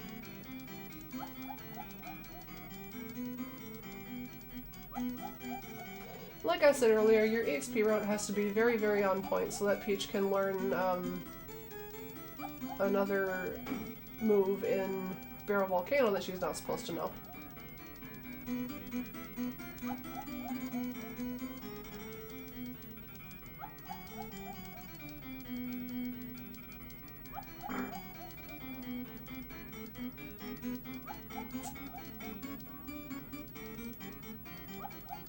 So Valentina is leaving with Dodo because we intruded on their conversation, so we're gonna go chase after them.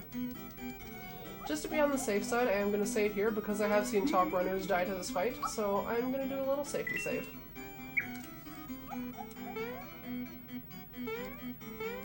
There. There's a star. And you can actually take out Dodo with this star, and that looks amazing. Mario reaches level 14, that's right where he wants to be. And now it's time to fight Valentina. And take back the kingdom from Mallow, which is rightfully his.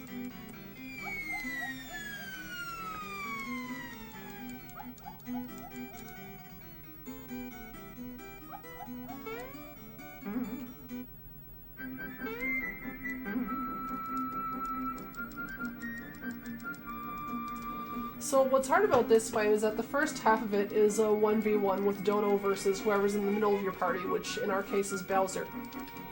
Dodo's attacks, he has 2 physical attacks which can be blocked and 1 special which just does nothing.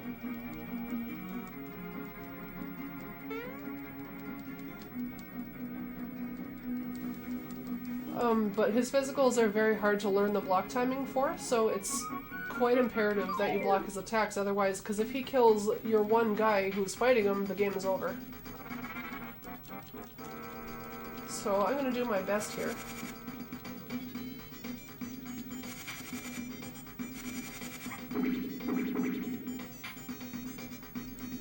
So this attack does nothing.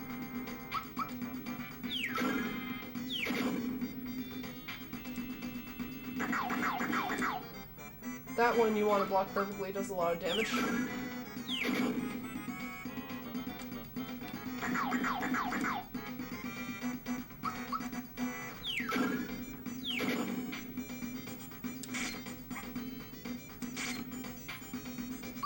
Sometimes you can counter like that. And that's done. That regular physical move is one that a lot of runners kind of struggle with getting. Just like the single peck that's not preceded by a text box. Valentina using a physical is very good, because she knows 9 different magic moves, but her physical is super quick. See, like, here comes a special.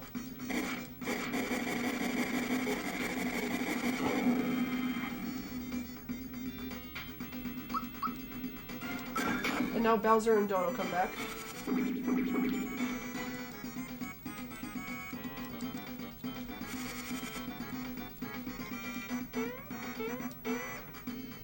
So Bowser's gonna attack. He tosses Mario at enemies, which is amazing. Gino's gonna attack. And Bowser and Gino are done for this fight.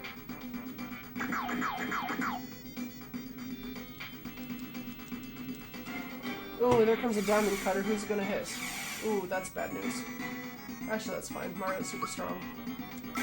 So, that diamond cutter will likely kill either one of my other dudes if it hit them, but because it's Mario with the super suit, it only did like 18 damage. That's how strong the super suit is. Very, very, very good item, so learn how to super jump. Okay, so this fight is over. It's pretty much just fighting, just doing physical attacks on Valentina until she's done. In this part of the fight, you don't fight Dodo because it doesn't do anything. You just fight Valentina, because once she's done, Dodo's done too.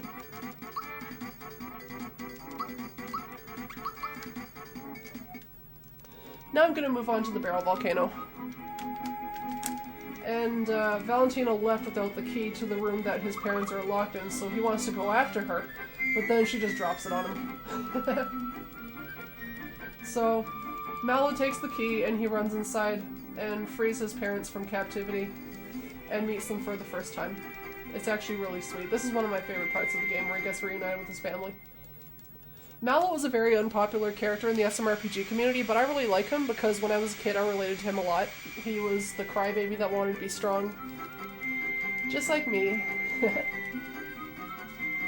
And of course Peach was also very, very important for little kids playing the game. It's like, do the right thing no matter what anyone says. This game has a lot of really cool lessons in it. It's like, yeah, the whole point of the game is to get the Star Road to fix, to get the star pieces to fix the Star Road, because the Star Road makes people's wishes come true. But like, one of the sub-themes of this game is that at the end of the day you gotta make your own wishes come true. Like, Mallow's wish on the Star Road is to not be such a crybaby.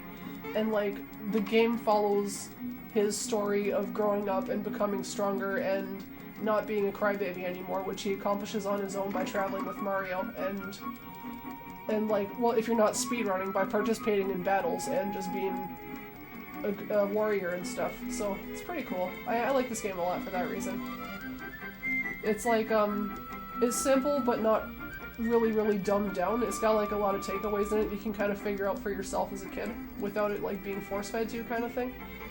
So next area of the game is Barrel Volcano, which I'm notoriously bad at.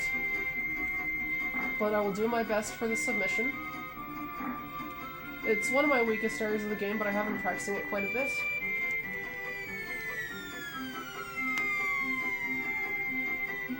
But the platforming in Barrel Volcano is super cool. So now that Mallow is the real prince, he can enter the Royal Hot Springs, and the Royal Hot Springs lead into the volcano, which is where the next star piece has fallen into. So we gotta adventure inside the volcano and get that star piece back. Whoops, fell in the water. That water heals you.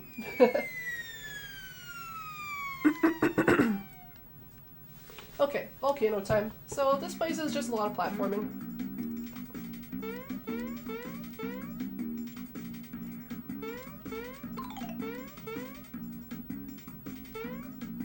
So here comes the second swap glitch. Oh, right after I run away from this guy. Come on, run away. There you go. Thanks, Bowser. Whoops. Okay, here we go. So first I swap Peach with Geno, because she's gonna learn Geno Blast. Then I swap their accessories and swap their armor. Because Mario wants lots of EXP from this. He wants to be level 14 for Axums. Well, I got 7 enemies and not 8, but that's fine. It just means Geno doesn't learn Comeback and Mario won't be level 15 for Zardragon, but that's totally fine. So that Geno level up where I picked Special for, that was actually Peach in disguise. So Peach knows Geno Blast now, which I'm going to show off in an upcoming fight.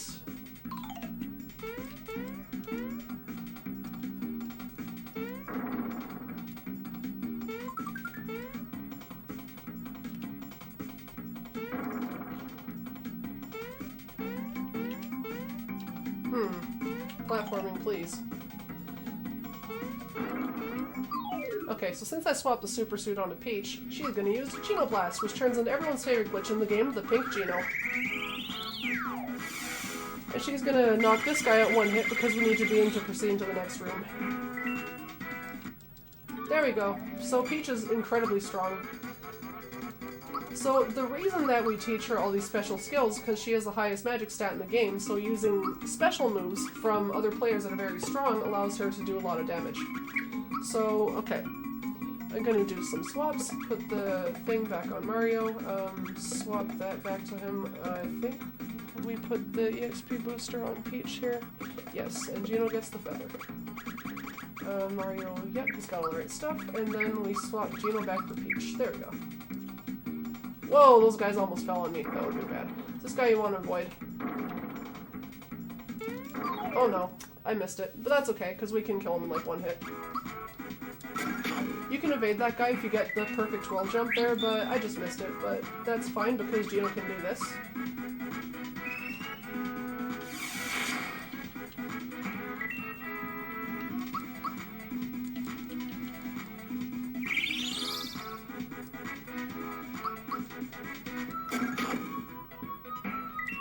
super easy. So now because that EXP, Mario actually will be level 15 for Zardragon. And there he is, level 15. Level 15 for Zardragon is good because his damage output is higher. Okay, so it's gonna run through here. Talk to Unopio. Visit his shop very briefly and just run away. Okay, so I'm just gonna do some minor healing here. I'm gonna heal my flower points, and then I'm going to jump on this and do a quick save, just in case this fight goes horribly wrong, which it shouldn't, but it can, because RNG can be a jerk with his evasion rate sometimes. So because I got so many Ice Bomb freebies earlier, I can do a fast strat on Zardragon where I use 2 of my Ice Bomb freebies to take him out instead of super jumping him, which is much faster. So first, Mario will punch this guy. In my PB, that attack missed because bad RNG. I'm gonna boost Mario. I double boost him just in case I get a lot of blasts. Then Bowser is gonna use Ice Bomb. Hey, 420. Nice. Oh, cool freebie.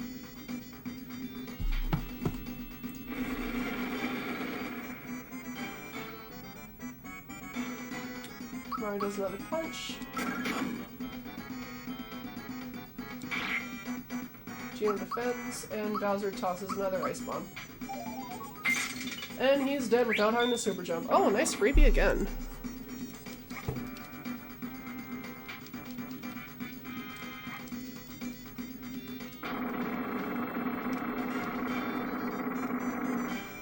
So Mario's gonna punch him twice.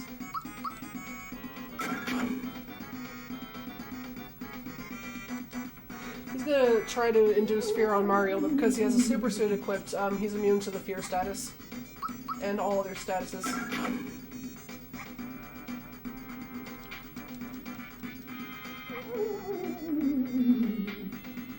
So I don't remember the exact number I have to do here. I think it's 12, so I'm gonna do 12 ultra jumps.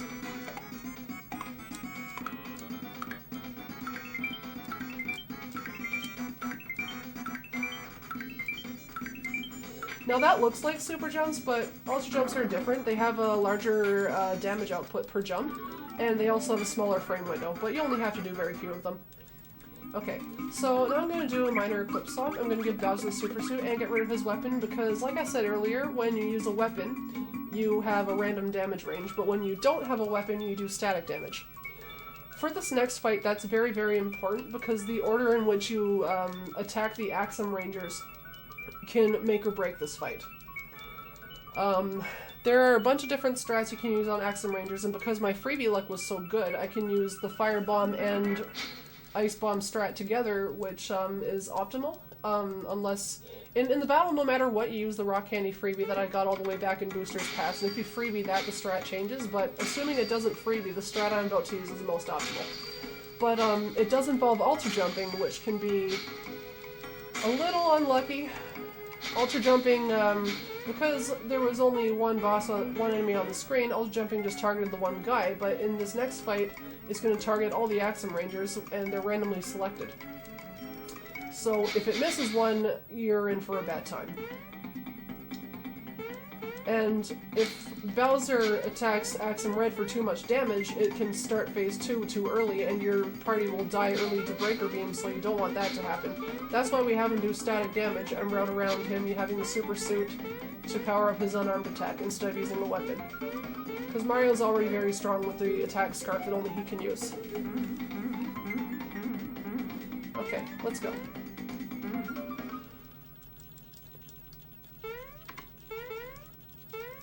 So first thing I do is Rock Candy, Fire Bomb, and Ultra Jump is my first turn.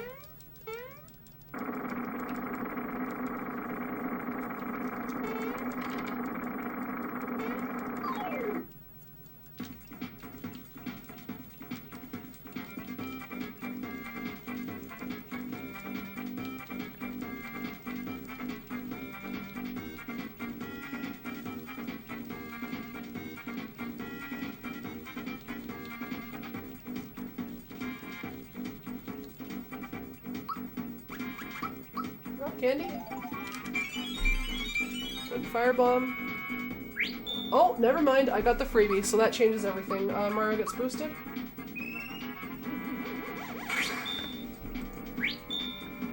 And then I rock candy again. Instead of using the fire and ice bomb, I don't use those at all now, and now I can actually save the ice bomb for Gun Yolk, which is a boss later in the game. So now I don't have to do ultra jumps at all, which saves me from RNG hell. So now the rest of this fight is very, very easy because everything does exactly as much damage as you think it will. Bowser attacks Axum Red. Geno attacks him. So there's 180, and Geno does an untimed attack here. So now we've killed all 5 of the Axum Rangers, and Phase 2 starts, where we have to fight the ship, which induces Breaker Beam, which kills Geno immediately, and will kill Bowser and Mario for 2 turns. So we want to do around 250, is around the right range. So here comes the Breaker Beam, very scary attack.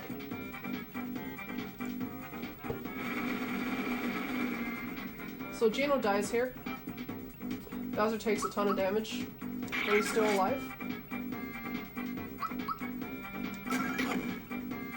The Breaker Beam takes a turn to recharge, so we just keep attacking. And after 5 attacks, they are done.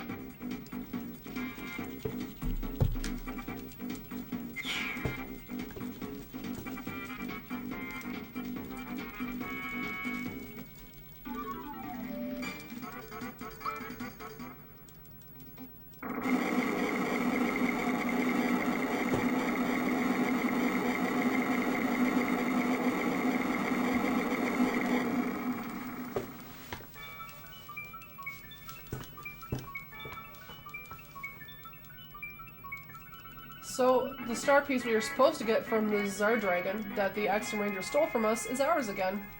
And there's only 1 star piece left, and the last place to look is inside Bowser's castle, which we cannot access because the bridge is gone. But Mallow's parents have a thing or two to say about that. They're gonna help us out. Now, there's a thing in Bowser's Keep where there's 6 doors, and you have to beat 4 of the doors to advance through the game. And what's behind the doors is random. There's 2 puzzle doors, 2 action platforming doors, and 2 battle doors. You don't want the battle doors, they take forever and they waste items and EXP. So what we actually do is an RNG manipulation trick that guarantees we will not get the battle doors. There's 2 different manipulations you can do. One is Nimbus Manip, which is a significantly harder pattern to remember, but it's also 16 seconds faster. And the other one is Mario's Pad Manip, which has a static pattern and requires taking a small detour. Both of them require saving the game and shutting it off and turning it back on because the RNG counter starts at file select. And it does not count while you're on the world map, it only counts while you're inside areas. So that's why the time we spend inside Nimbus Land will determine what the Bowser door chain is, as well as if we've done it in Mario's pad. Since I'm running the Japanese version, I will be using Nimbus Manip, and I'll explain why shortly. Okay, so here comes Nimbus Manip.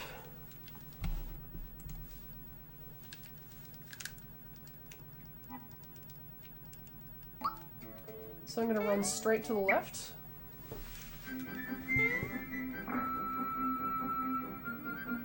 Straight left and down. Then left and hook up. Then talk to this guy immediately. So I'm going to master this text here. But I gotta focus on this, because I gotta finish the mashing on a certain frame.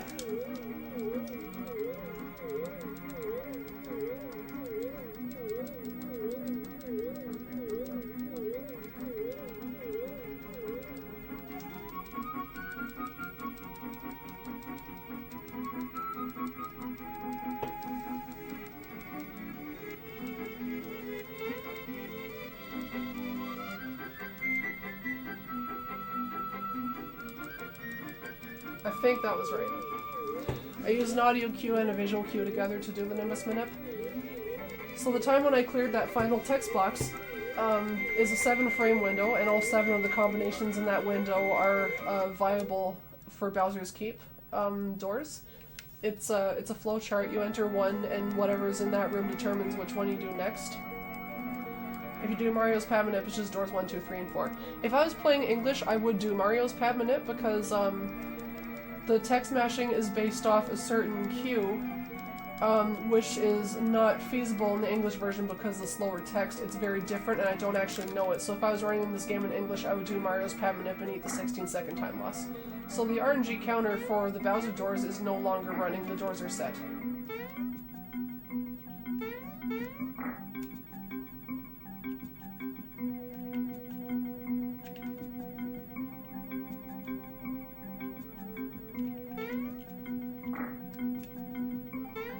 So here's the Bowser door room. I do not need an explanation, so with Nimbus Minute we start off with door number 5 and see what it is. So it's the coin box game room, which means I most likely did it correctly. I'm going to skip the explanation, and here we have to make Dr. Topper take the 21st coin so he loses the minigame. If we take the 21st coin, we lose. So that's 6 so far. You always want to take multiples of 5. 11, 12, 13, 14, stop at 15. Take 16. 17, 18, 19, 20. You can only take up to 4 at a time, so he has to take the 21st coin because I grabbed the last multiple of 5. You have to take between 1 and 4, so you always supplement whatever he takes so that you make the total coins take an equal multiple of 5. That way he's guaranteed to lose. In that room, you just push all the switches in. Now, ball solitaire is probably something you struggled with as a kid if you played this game, but there is an optimal pattern for it, and I'm going to do it now.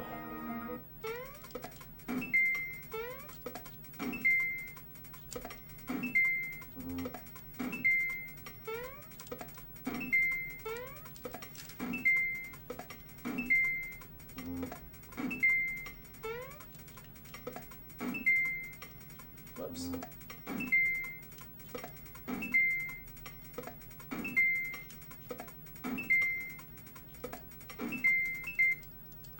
There we go.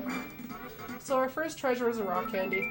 Since I got door number 5 as a coin room, I'm gonna do door number 4 and see what's in there. Okay, it's a Dr. Topper quiz room. I'm about to get 8 of 40 random questions that are all in Japanese, so I had to memorize all of these.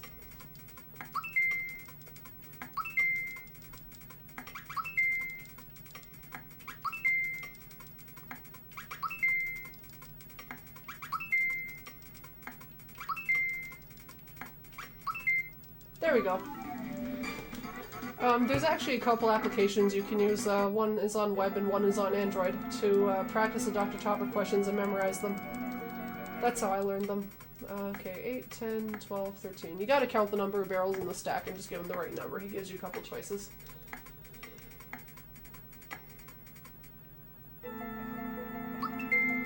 There actually is a base number and you can count all the differently colored barrels, but because I can't differentiate the colors very well with my eyes, I have to count them all manually. So it's 27, 33, 35, 41, 46. 46 barrels in that stack.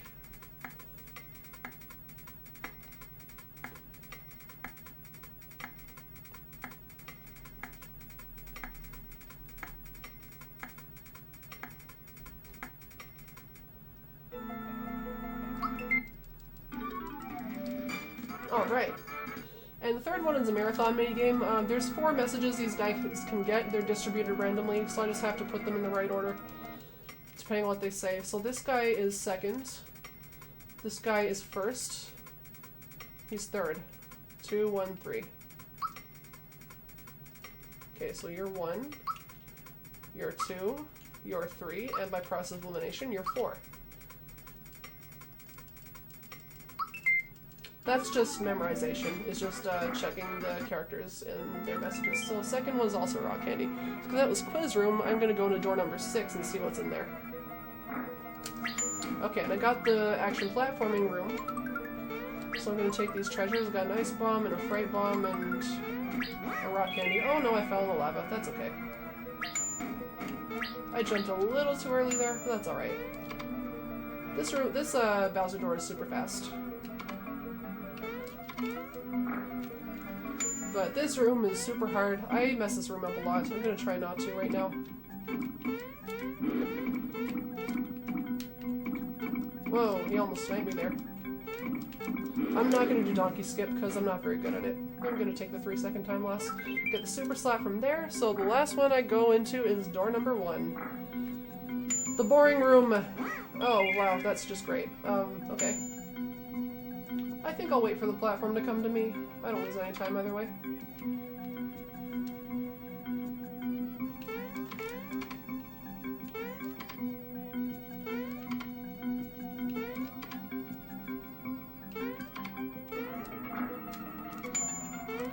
This Bowser door just takes forever because of the third room. Oh, that's unfortunate. The bomb sniped me.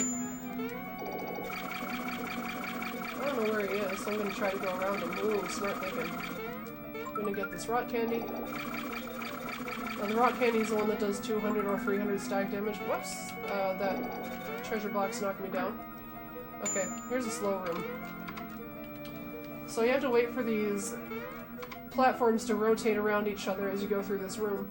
I could get these treasure chests, but I don't really want to go for it. The only one I'm going to get in here is the Kiro Cola at the very end. I'm going to use that in the final boss fight to heal my entire party's HP and flower points, because the boss fight spans 2 different boss fights where your HP and FP carry over.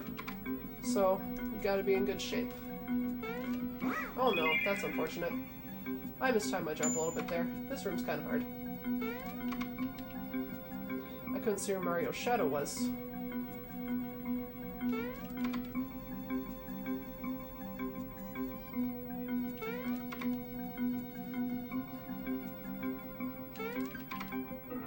So I'm gonna get this Kiro Cola right now. And I don't need that treasure because it's a Sonic Symbols, which is for Mallow, but we don't use him anymore. Sort my items. I'm gonna give Mario the super suit back. Okay, Mario, Snoopy Gino, and she gets Super Slap, which is her final weapon in the speedrun. I swap Bowser for Peach, and we're ready to fight Magic Koopa.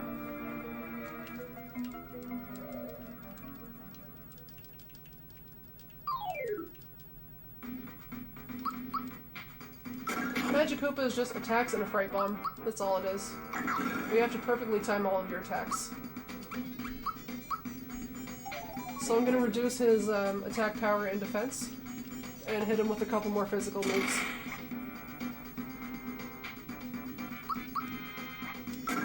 Now if you remember playing this fight as a kid, Magic Koopa spawns some helpers, which are very annoying. But if you're very strong like that, you can just kill him before he has a chance to spawn any. Now, fun fact about this game, that Magic Koopa was actually supposed to be Kamek, but it was lost in translation.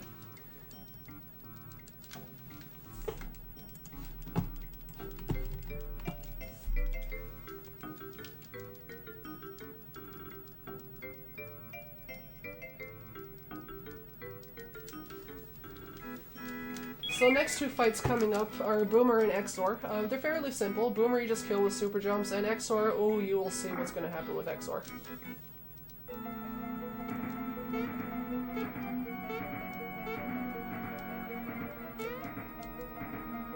My movement there kind of sucks, but it's okay because no one counters.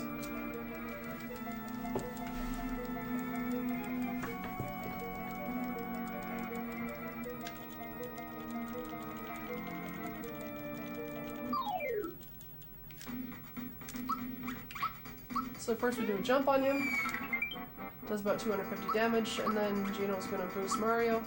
I'm only going to use a single attack boost because Boomer's attacks can't really kill me, I'm immune to one-hit KOs. So I'm going to super jump him 11 3/4 rotations, or 47 times. As you'll see, I do super jumps by pressing every button on the controller. That's just how I do it. You don't have to do it like that. You can just use one button. In fact, that's what most people do, because it's the smart way to do it. I don't really know why I do it like this. It's just kind of silly.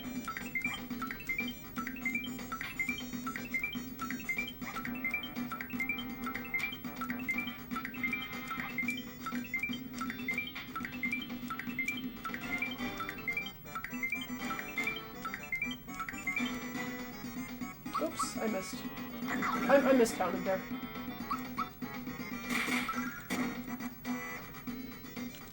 But that's really no biggie. Especially when that happens. And he's done. And I'm gonna mash through the text here. Boomer's a warrior, so he knows when he's been beat, and he's gonna go down with the ship.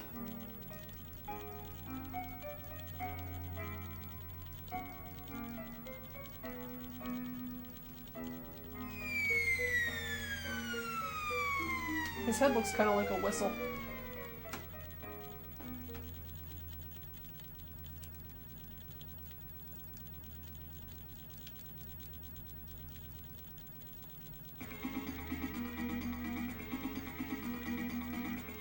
So now we're heading up to the top floor of the castle to fight the guy that started it all, the sword that crashed into Bowser's Keep right at the start of the speedrun.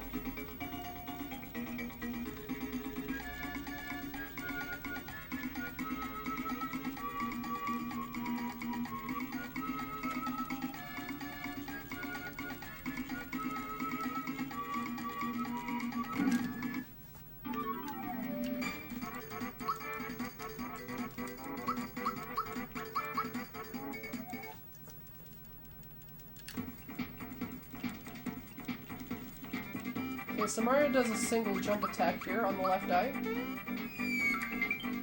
And once that's defeated, Exor's protection flag is removed, so Geno can do this. And that's the Exor fight. We just defeated the sword in 2 hits.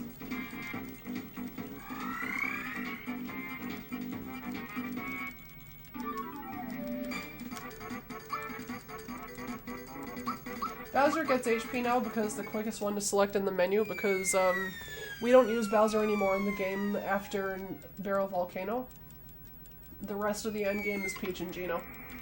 So now it's cutscene time, where because we defeated the sword, Bowser believes he's got his castle back, but Geno understands that the sword was just a gate. Now that's wide open, more of Smithy's minions can come and just kick him out again. So we have to continue into this dimension to fight it at the source.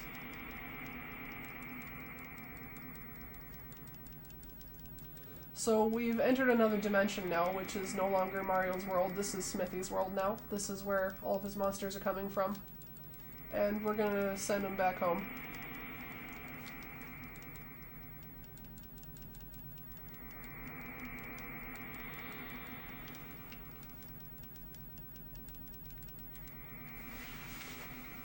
So this area has some pretty cool platforming in it.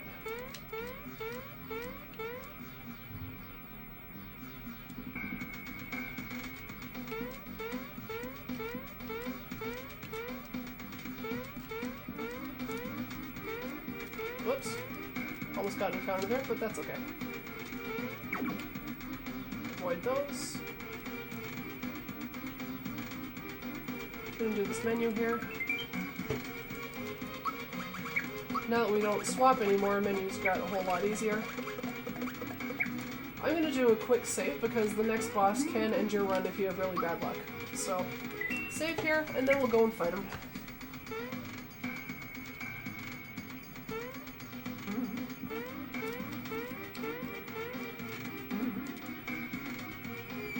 And there's countdown.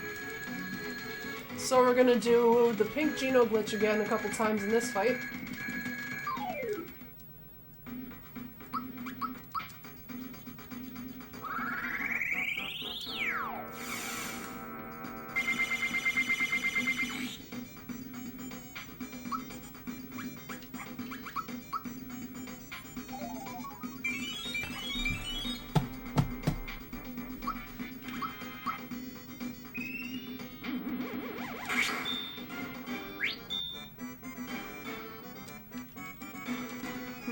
Is it gonna hit?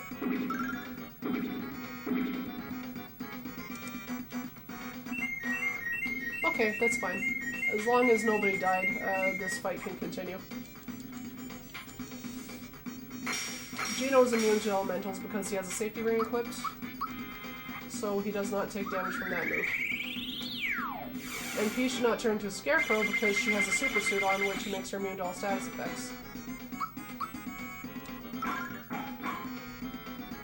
So I'm going to use another rock candy and take out the 2 bells on top, and that will make this fight a lot easier. Nice freebie. Because of that freebie, I can do optimal strats on the third last boss of the game, Gun Yolk.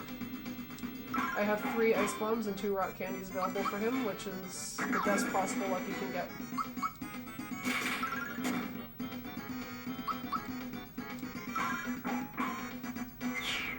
Alright. Great countdown fight. Finished his final form in only 3 guys' turns.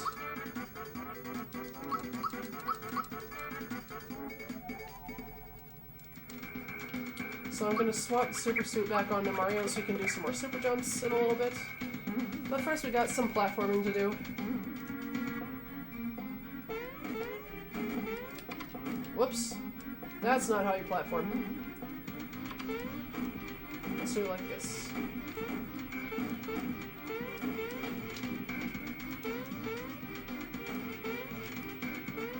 Hey Mac, what's up? Just gonna jump over these guys.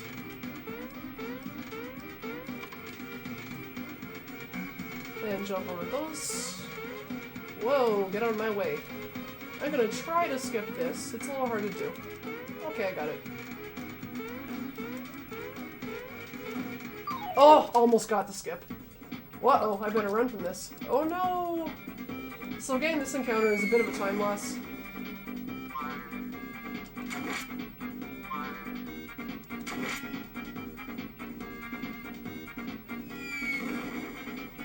He's not gonna take nothing from that. Okay, so we got out of there. That's fine. So, no boy there. I don't think I need to save here, but first I'm gonna heal Gino. Okay, full health. Gonna fight this guy. 25.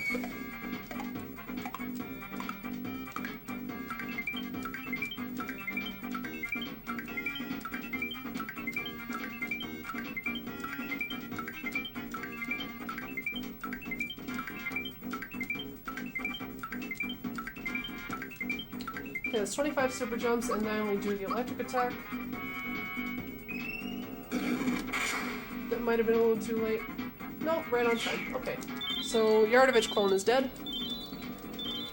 Now, I actually am going to do a quick save here, just because I've seen runners die here in races, and I just want to be ultra safe. So I'm going to go back into the previous room and jump on the save block. And save, because the next boss is the final boss of the outer factory area, which is, part of this boss involves doing 64 super jumps on an enemy that has a different super jump timing window than the rest. Sorry, a different timing window than the rest. It's, you have to do 64. It's still a 3-frame window, but the time between jumps is slightly more spaced out. So it's a little hard to adjust to. I'm gonna give Mario the full boost. Just because, the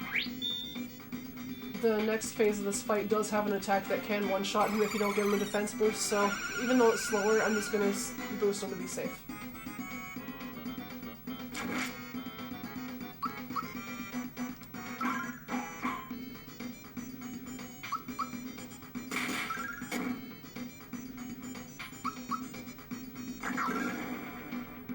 Okay, so I'll take out Domino, and I'm gonna fight Cloaker teaming up with Earthlink. Now, you beat Earthlink the giant snake because once the snake is down, Cloaker is also down, so you just do 64 super jumps here. So hopefully I don't drop any, but if I drop any, I can just pick up where I left off. Whoops. Oh, that's bad. Okay. So I will super jump him right now.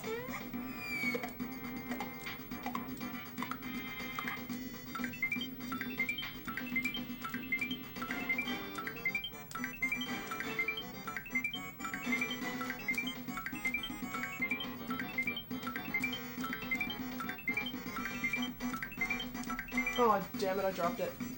So I did 30 something there. I'm gonna heal Mario, actually.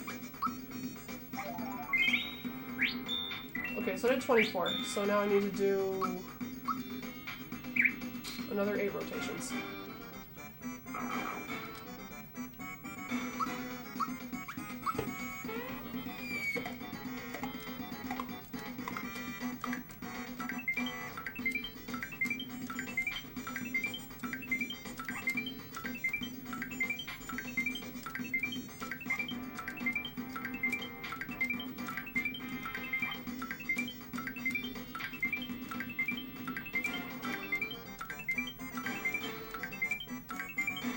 That should be enough.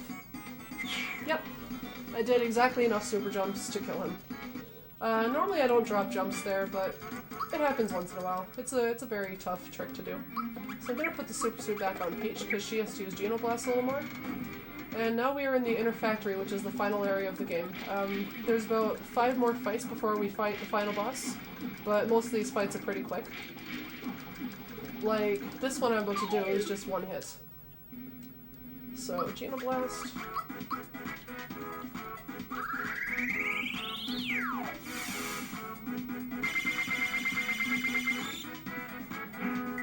There we go, fight number 1 down. Here comes fight number 2, which is Genoblast plus an attack.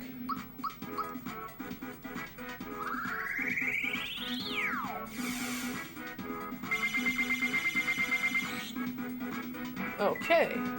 And now he does an attack. And that should take him out. That's fight number 2 done.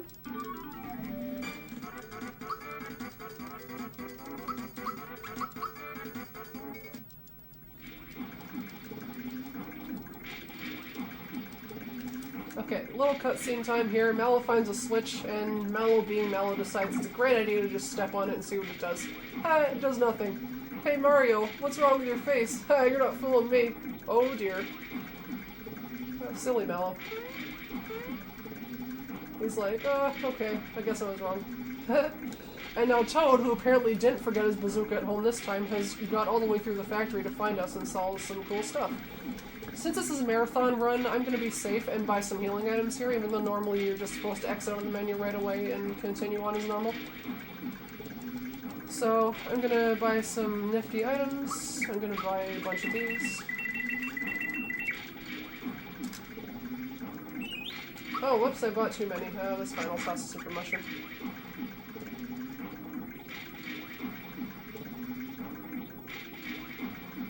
Now this guy I'm going to do more Genoblast on.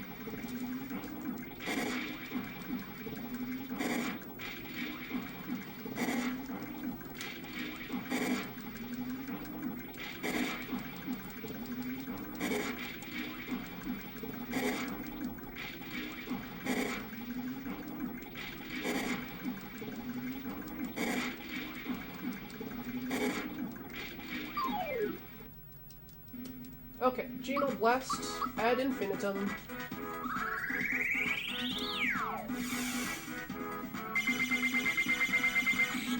Then Mario attacks this guy. That was a good roll, so Geno can just defend here. And Peach can just Genoblast again.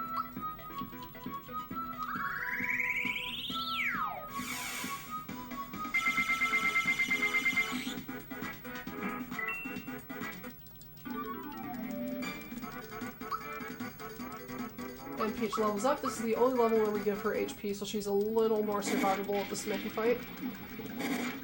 And Bowser's sad because no one paid any attention to him when he was trying to scare them. And Mario gives him a hug, which is probably the cutest thing in the entire game, besides Mallow hugging him earlier. Okay, so final menu of the game, equip swap. Okay. Time to do Director. This is going to take 39 super jumps and a rock candy.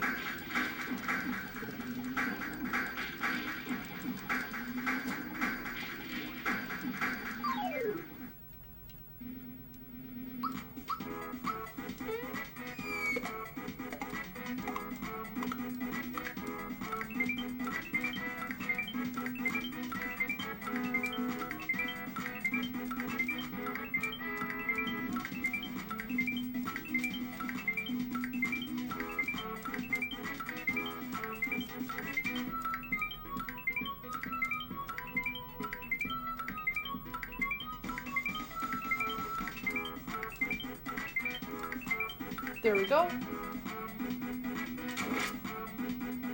And now Geno uses the rock candy.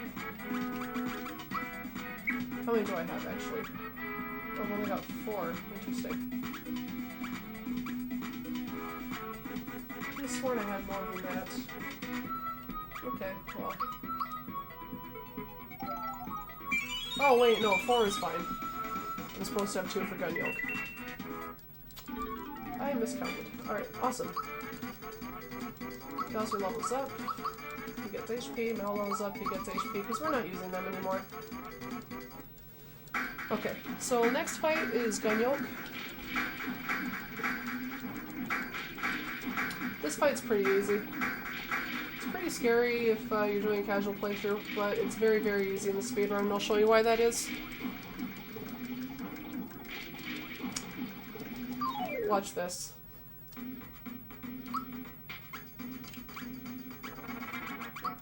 Yes, these guys are both weak to sleep. They're both susceptible to sleep. So now we toss a bunch of these.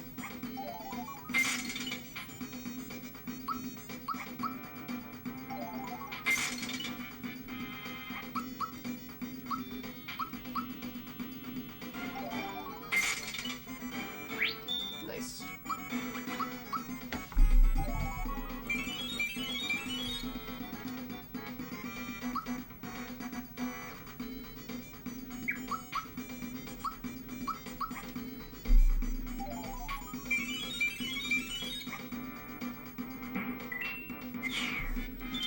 And that's Gunyok.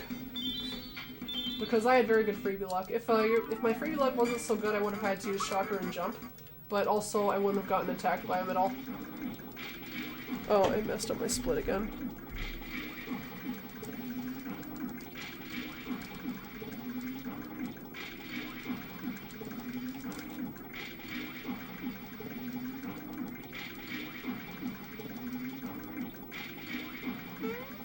So I'm gonna save here, just because things can go wrong in this final fight, and I would like to finish the run.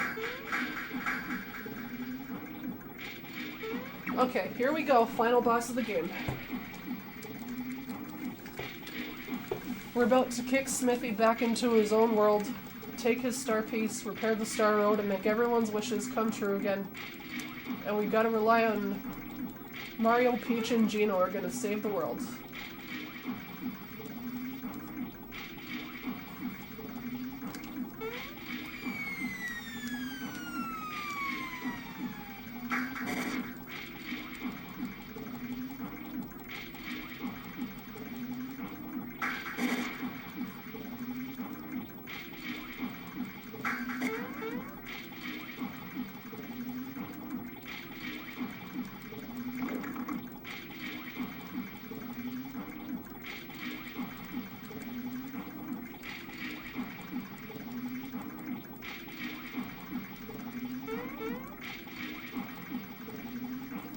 Okay, so I got a super jump in as well.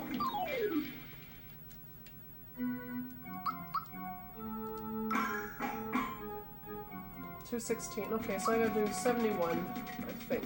71. 71 super jumps. This song is very, very good.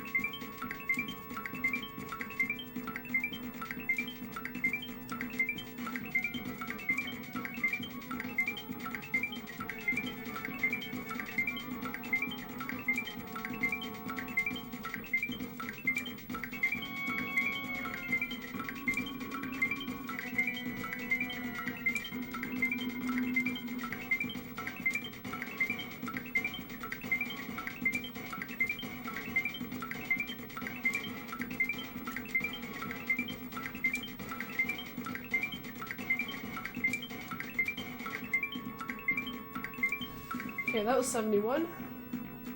And Peach is gonna boost Gino.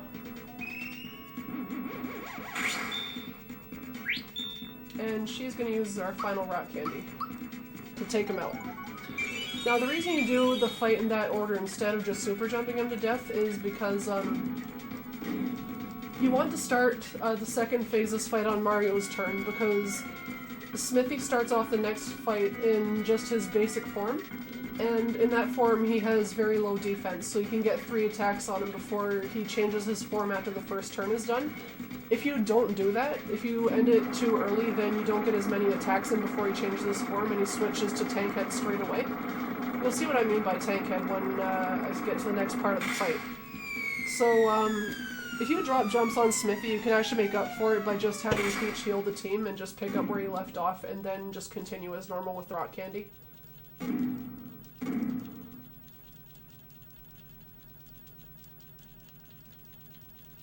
So now we're in the place known as Robot Hell.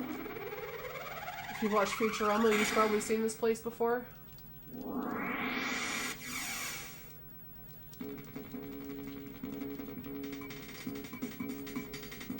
I think I attack him, have Gino boost himself. Just playing it safe here. Safe strats. And have her use the Kiro Cola so we're totally healed. I got that. Dawson's Keep. Okay, so now our team's at full health and full defense. So I'm going to try to super jump the tank head. This is very difficult to do because of how much he shakes and because of how high up on the screen he is, but I'm going to try it anyway.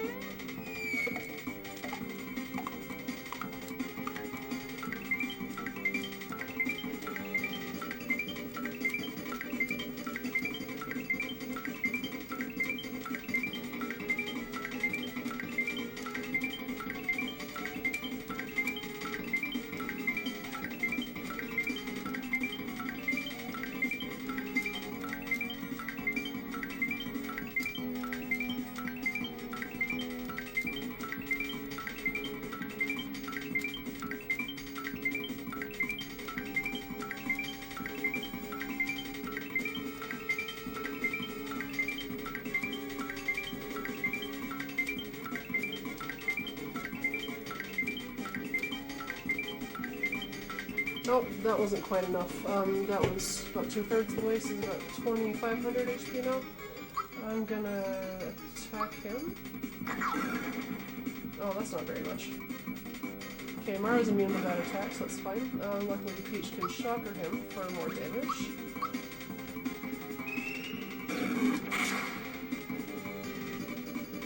So he's at 2,900. I'm gonna try to super jump in again.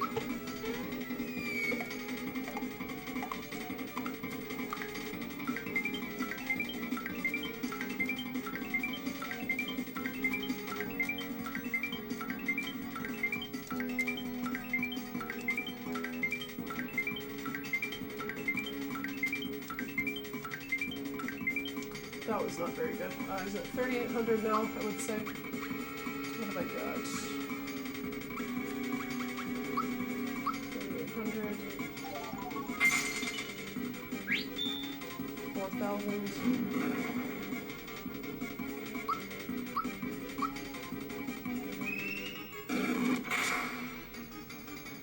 4,400.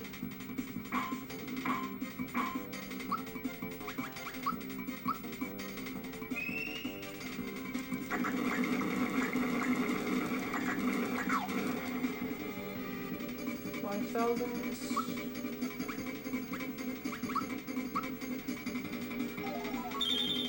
I believe I have an extra firebomb created. Yes, I do. 5,000. So now he's at 5,300. Whoops.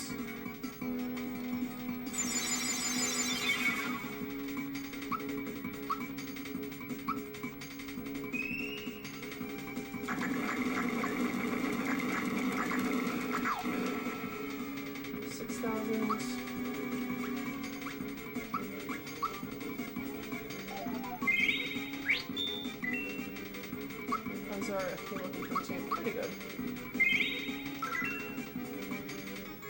6,000. So he should be transforming randomly here. Okay, so I made the right decision. He picks a random head here to transform into because he's at very low health. So I'll heal Peach there actually.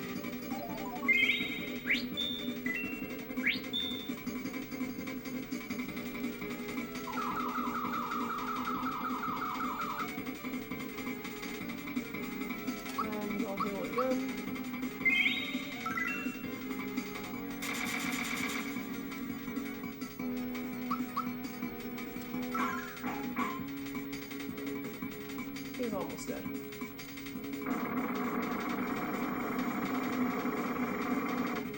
Nice miss. He's almost dead. Very close. Okay, yeah, he's definitely almost dead. If he transforms into the same thing twice in a row at that low health, okay, he's done. And so that's the end of the gameplay. And what's next is, because this is JRTA timing, it goes until the credits. Now for some people, I know that they don't really like the fact that it uses JRTA timing, but the ending credits of SMRPG are very nice. Oh, this was almost a sub 3. The ending credit sequence is very enjoyable, and it's kind of a treat at the end of a very long and stressful speedrun to just like see the ending credit sequence of this game. It's just really well done. So the 7th star piece has been retrieved from Smithy, who is now dead, and we have all 7 pieces of the Star Road together, which means Gino can finally repair it. And in this ending sequence, we can actually see various characters in the game. We can see their dreams come true.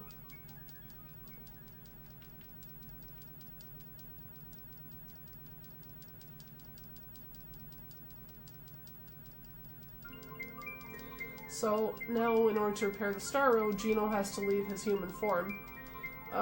He has to return the doll back to its owner, and the spirit of Gino will leave its body and do its work with the Star Road.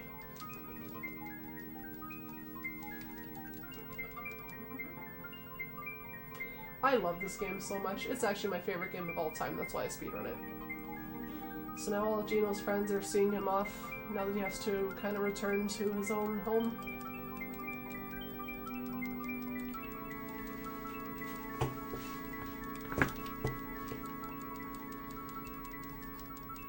So they all see he's just a doll again. He's not a living dude. But then they see the spirit of Gino, the little star that inhabited him back in Rosetown, has come up, and he's giving his blessing to his 4 new friends. And now he's going back home. And I don't know how these guys are going to get out of robot hell and go back to their home, but they'll find a way. So there's Gino. He's just repairing the Star Road, doing his thing. And now that he's repaired the Star Road, we get to see what everyone's wishes were.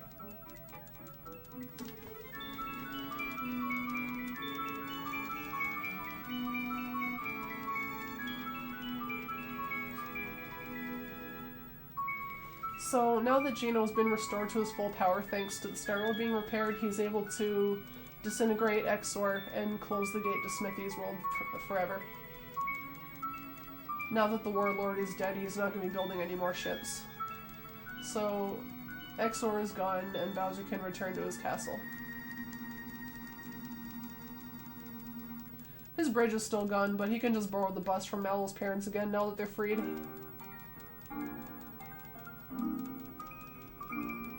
So star piece number 1, which we stole from Mac without fighting him.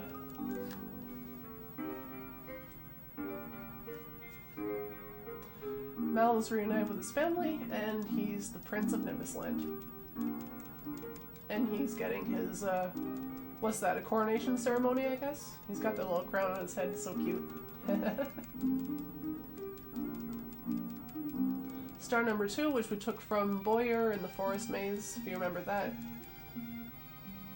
Bowser gets his keep back, but one of his dudes is slacking off and stole his clown car. So he goes to yell at him. I love this game.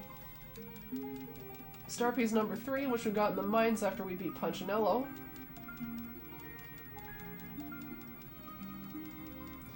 Johnny becomes the greatest treasure hunter in the world. I don't know if that was actually his wish or if it was that other guy in the Moleville mines, but either way, it's a nice shot of him at the sunset.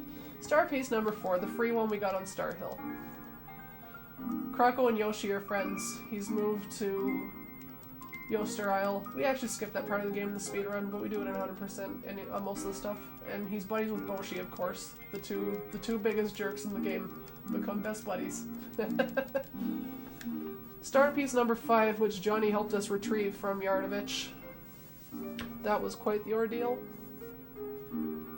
Todowski found the right melody, just like he wanted, and Frogfucius and his little homeboy in the top left corner from Seaside Town are helping with the composition. Star piece number 6, where we had to fight the Zara Dragon and Axum Rangers, 2 busts in a row to just get 1 freaking star piece. Good gravy. Booster and Valentina are getting married.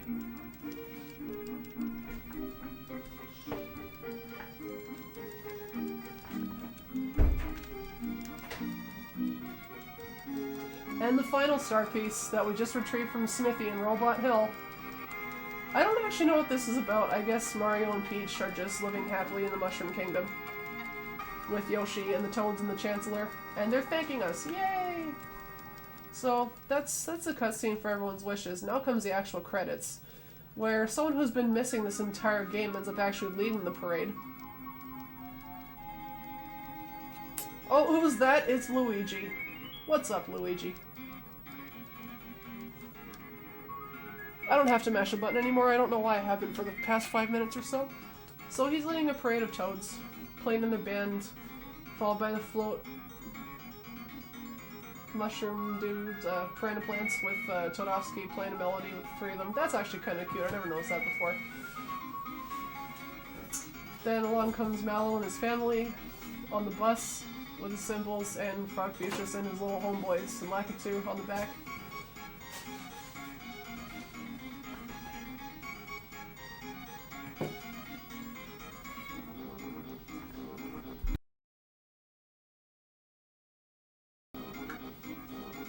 The giant bomb from the mines. With the 2 little kids that were stuck in the minecart. It's really nice just like watching this and remembering everybody from the game that we saw earlier. Bowser and his keep are back, but something kind of funny happens here.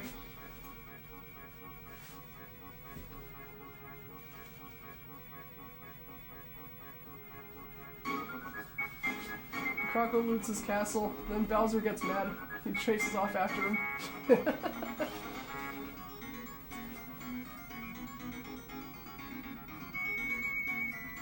Along comes Valentina, and she slaps Dodo in the face and releases a bunch of balloons.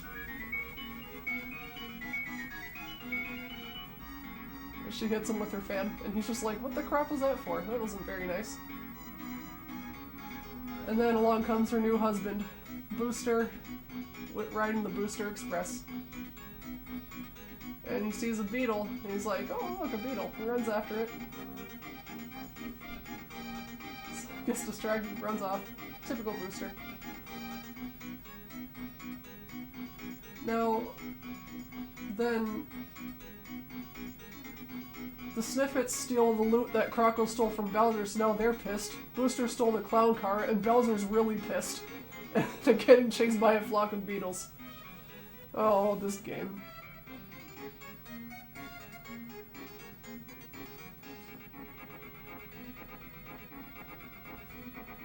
And now here comes the baddies. All 5 of the dudes, well, there were 6 of them. The dudes we did Mac skip with. There's Mac, we never fought him, Yardovich and Boyer. And there comes Smithy riding the Axum ship, and he's not impressed with them, so guess what he's about to do? Bonk.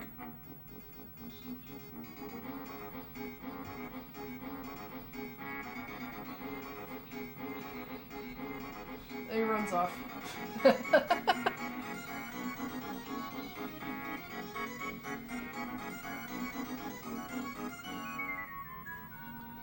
And then all of a sudden it becomes nighttime.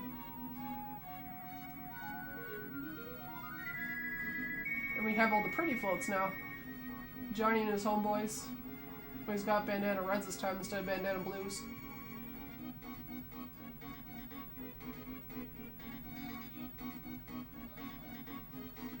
And now the Shy Guys are fluorescent. Not the Shy Guys, the Toads. The Toads are all fluorescent. They got shining heads.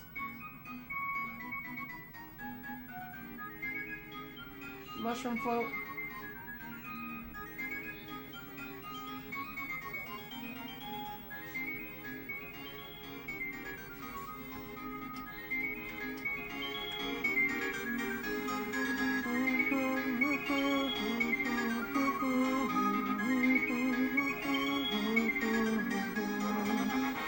Now the Mushroom Kingdom Castle's coming into view. And we got Chancellor with his fluorescent head right into Yoshi. Everyone's here except the Axum Rangers and Punchinella, I think. I don't think anyone else is missing. And there's Mario and Peach. So we saw Mario, Peach, Bowser, and Mallow, but where's the fifth party member? Where's Gino? Oh, there he is.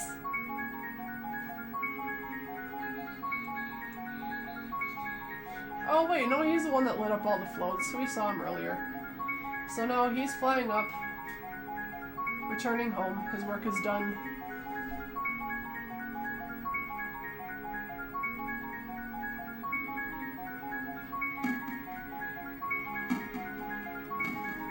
We got the fireworks.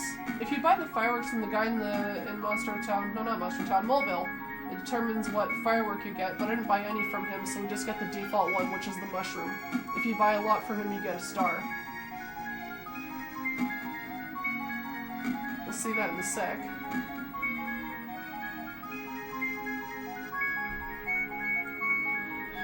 There's just like so much little detail in this game. It's just like, even casually, it's amazing to play.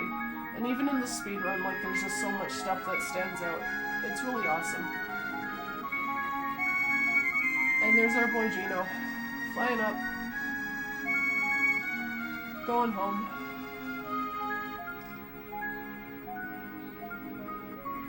And we catch a glimpse of the repaired and patched up Star Road that he's fixed. And now it's almost the end, and where's the D? There's the D. And that's Super Mario RPG. I hope you enjoyed the speedrun. Generally my Japanese runs at marathons because of safety saves and backup strats will take about 3 hours and 5 minutes. If I'm running the English version, it'll take about 3 hours and 15 minutes or so because it's slower. If I have a commentator doing commentary instead of me, I can be a little bit faster because I don't have to concentrate as much, but I hope that I've demonstrated that even while doing this 3-hour speedrun with so much stuff you have to remember in it, that I can still hold my own on commentary, even if in the absence of another commentator if need be. I will be including this video with submissions to marathons, and I really hope you consider having this game at your marathon. It's an amazing speed game, lots of fun, very memorable for everyone who played it as a kid, and it's my favorite game of all time. Thank you very much for watching. This is Pidge01. You can catch me on Twitch. I'll link it in this video, and I'll see you later.